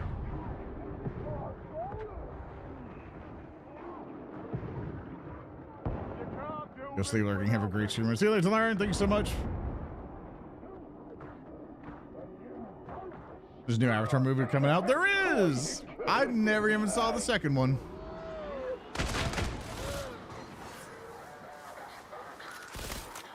I was like, are there any good movies coming out? Because I have a movie theater that's right by me. And I've always wanted to go to because it's a really nice movie theater. And they give you like this nice little like closed off booth area. You order food, they just bring it to you. You feel secluded in it. You just feel comfy, man. But I just haven't got to go there yet. And I really just want to go there and watch a movie.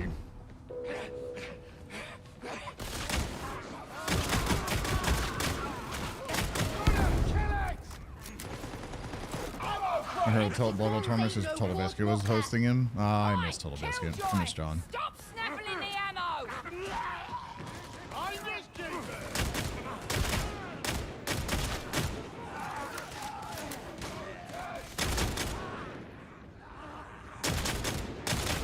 We got to play PlanetSide with him.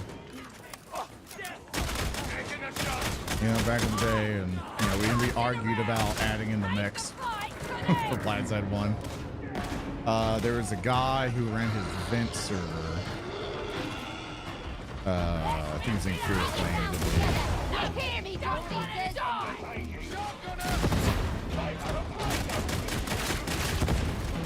Oh, that's over. God, that rocket launcher is so good. So the concept Blood Bowl now then? Go there and eat some knee camp? Yeah. I really want to make it a big thing as much as I can, but I definitely the first time around it's definitely not going to really work out. Because what I want to do is that if we can get it popular enough, what I really want to do is work with Bricky and to get like actual jersey t-shirts of everyone's teams. But I don't think he can easily get those and print them. They have to be printed on demand. And those jersey shirts get kind of expensive. But if we could, it'd be pretty funny. Come out! I wanna play! I no sense in causing trouble! Yeah, but what's trouble for them is fun for Oh, Kill Bill is gonna release. Oh yeah, I think there's like the whole affair or something, or the whole bloody affair is coming out. But I haven't really seen any movies I want to see. Like any of them. I'm just kind of like, oh yeah, well, it's there.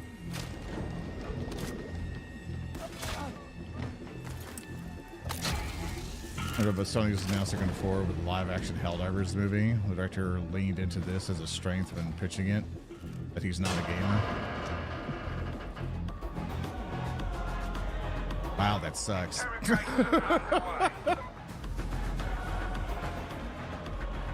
That's the worst thing to hear. They must have got that director on a deal, man, with that logic. I don't know why the hell the executives go, oh yeah, this would be good. A director who doesn't know what the fuck he's working with. Yeah, God, that pisses me off every time. Hi, friends. That's so frustrating.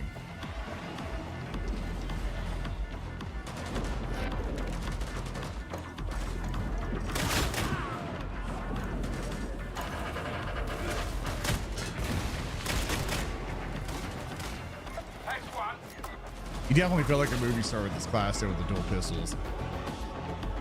There's Lane who did more and more in Fast and Furious movies. Even worse.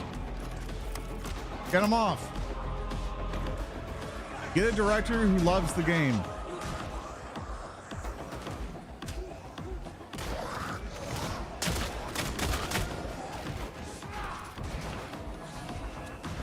Badlands a good movie to watch, is it?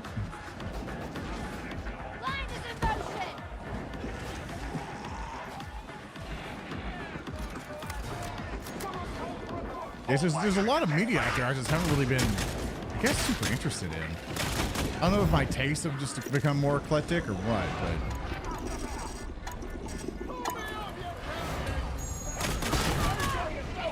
Oh god, everyone's struggling.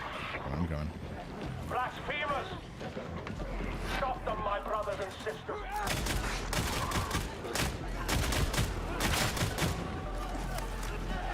Okay, get the other one.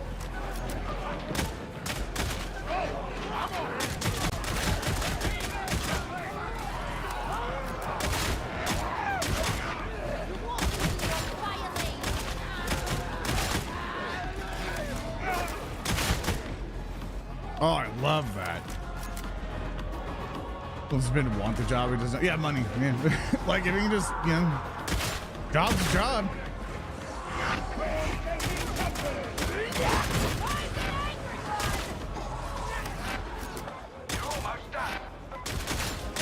I think a lot of people would, if they weren't qualified to handle a source material, but were guaranteed a job no matter how bad the movie was, they're going to do it.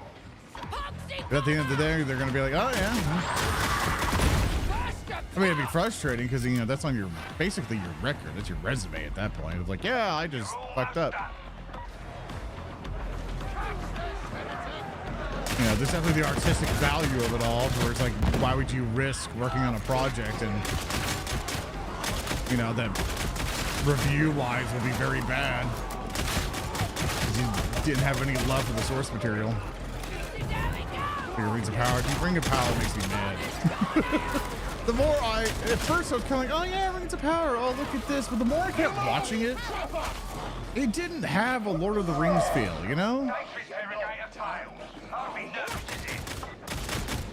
It just, like, I like the elf in it. Like, I was like, oh, cool. You know, that's hell yeah. Like, Galadriel, I guess it was kind of like, oh, this is, you know, I guess the logic that she's a younger upstart elf, but that didn't make any sense because she's already like a shit old at that point. But that wouldn't make any sense. Or she would be naive or that bloodthirsty about it. So it's kind of like, there's no like growing up for her to do, so they shoved that in there, which was weird. And for the orc smith, I guess what they kind of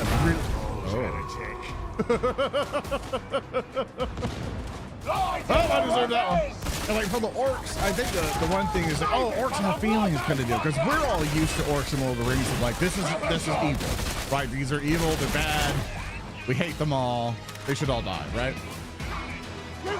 But even I think there was like a quote of Tolkien himself saying like, I really regret what I did with the orcs, because like a race shouldn't just be inherently evil kind of deal. And I think they went with that. They went with Tolkien's vision of that, I guess, from those words implied more from that statement.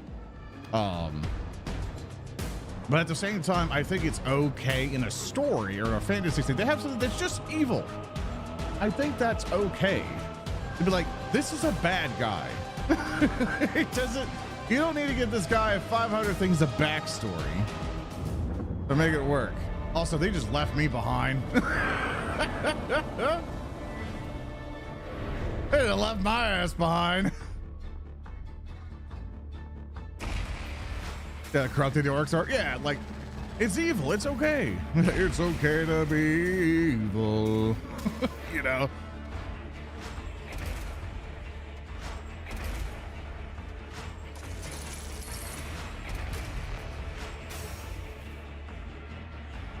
Yeah, so it's stuff like that that makes me kind of like go like, huh.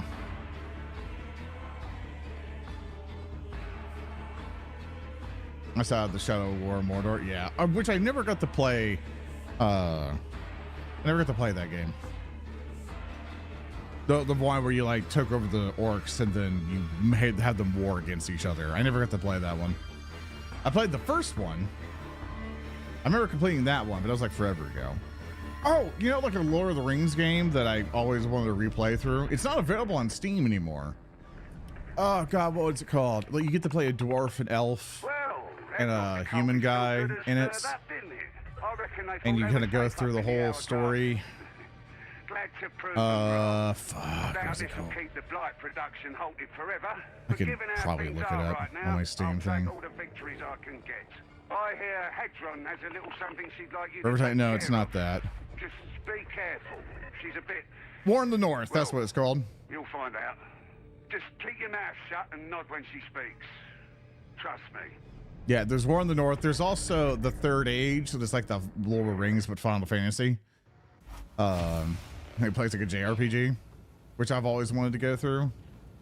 Because you get to fight the Balrog. But yeah, War of the North is no longer available on Steam. They had to delist it due to licensing issues. But I still own it. I can still download it and play it. I have to do like some fixes to it because it does not work. You gotta figure it out. Especially with my ultra wide setup, it does not want to work. So I think there's like some patches out there, but I would like to go through that again with somebody. Rejects. I will see that there is discipline aboard this vessel at all times. Yeah, I did not like the books. That's fair. Discipline wins wars. It's like, I know a lot of like nerds would want to hang you up by your toes and be like, you didn't like the Lord of the Rings books? How dare you? You know, but hey, if you didn't like them, you didn't like them.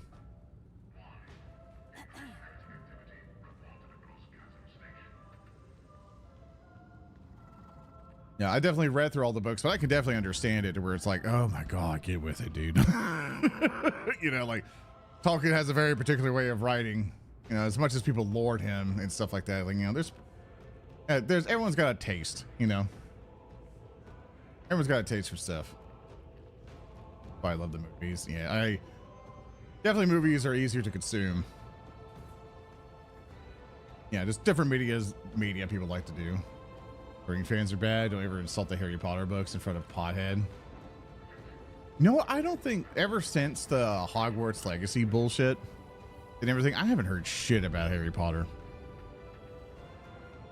I know one thing that was kind of cool that the guy who played Malfoy, I think I said his name right, he did a Broadway thing where he played himself or played his character. And everyone cheered. They saw him. They're like, oh my God, it's him. And that was so nice, you know, that was so lovely. I hate Token riding. Get him! No, I love Token. Chat has the problem.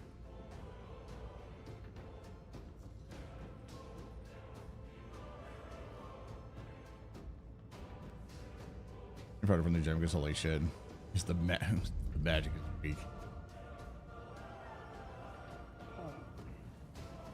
Yeah, I don't think that Harry Potter game was even good to begin with, to be honest with you. I think if you were like a real fan of it, I think it would have been like super good and fun, but you're probably like, oh my god, it's all of this. But like, from what I saw, I was like, this isn't much. It's a run of the mill, kind of like, here's a game. Looked nice. Or Dragon Ball Z. Man, Xenoverse 2, funny enough, for Dragon Ball Z, Xenoverse 2 still gets updates to this day. And that surprises me. That game is so old, but they're still giving it updates. Every time Dragon Ball keeps getting somewhere new, it's like, oh, here's the new guy. Here you go. Here's content. Indeed. That is most unexpected. Okay.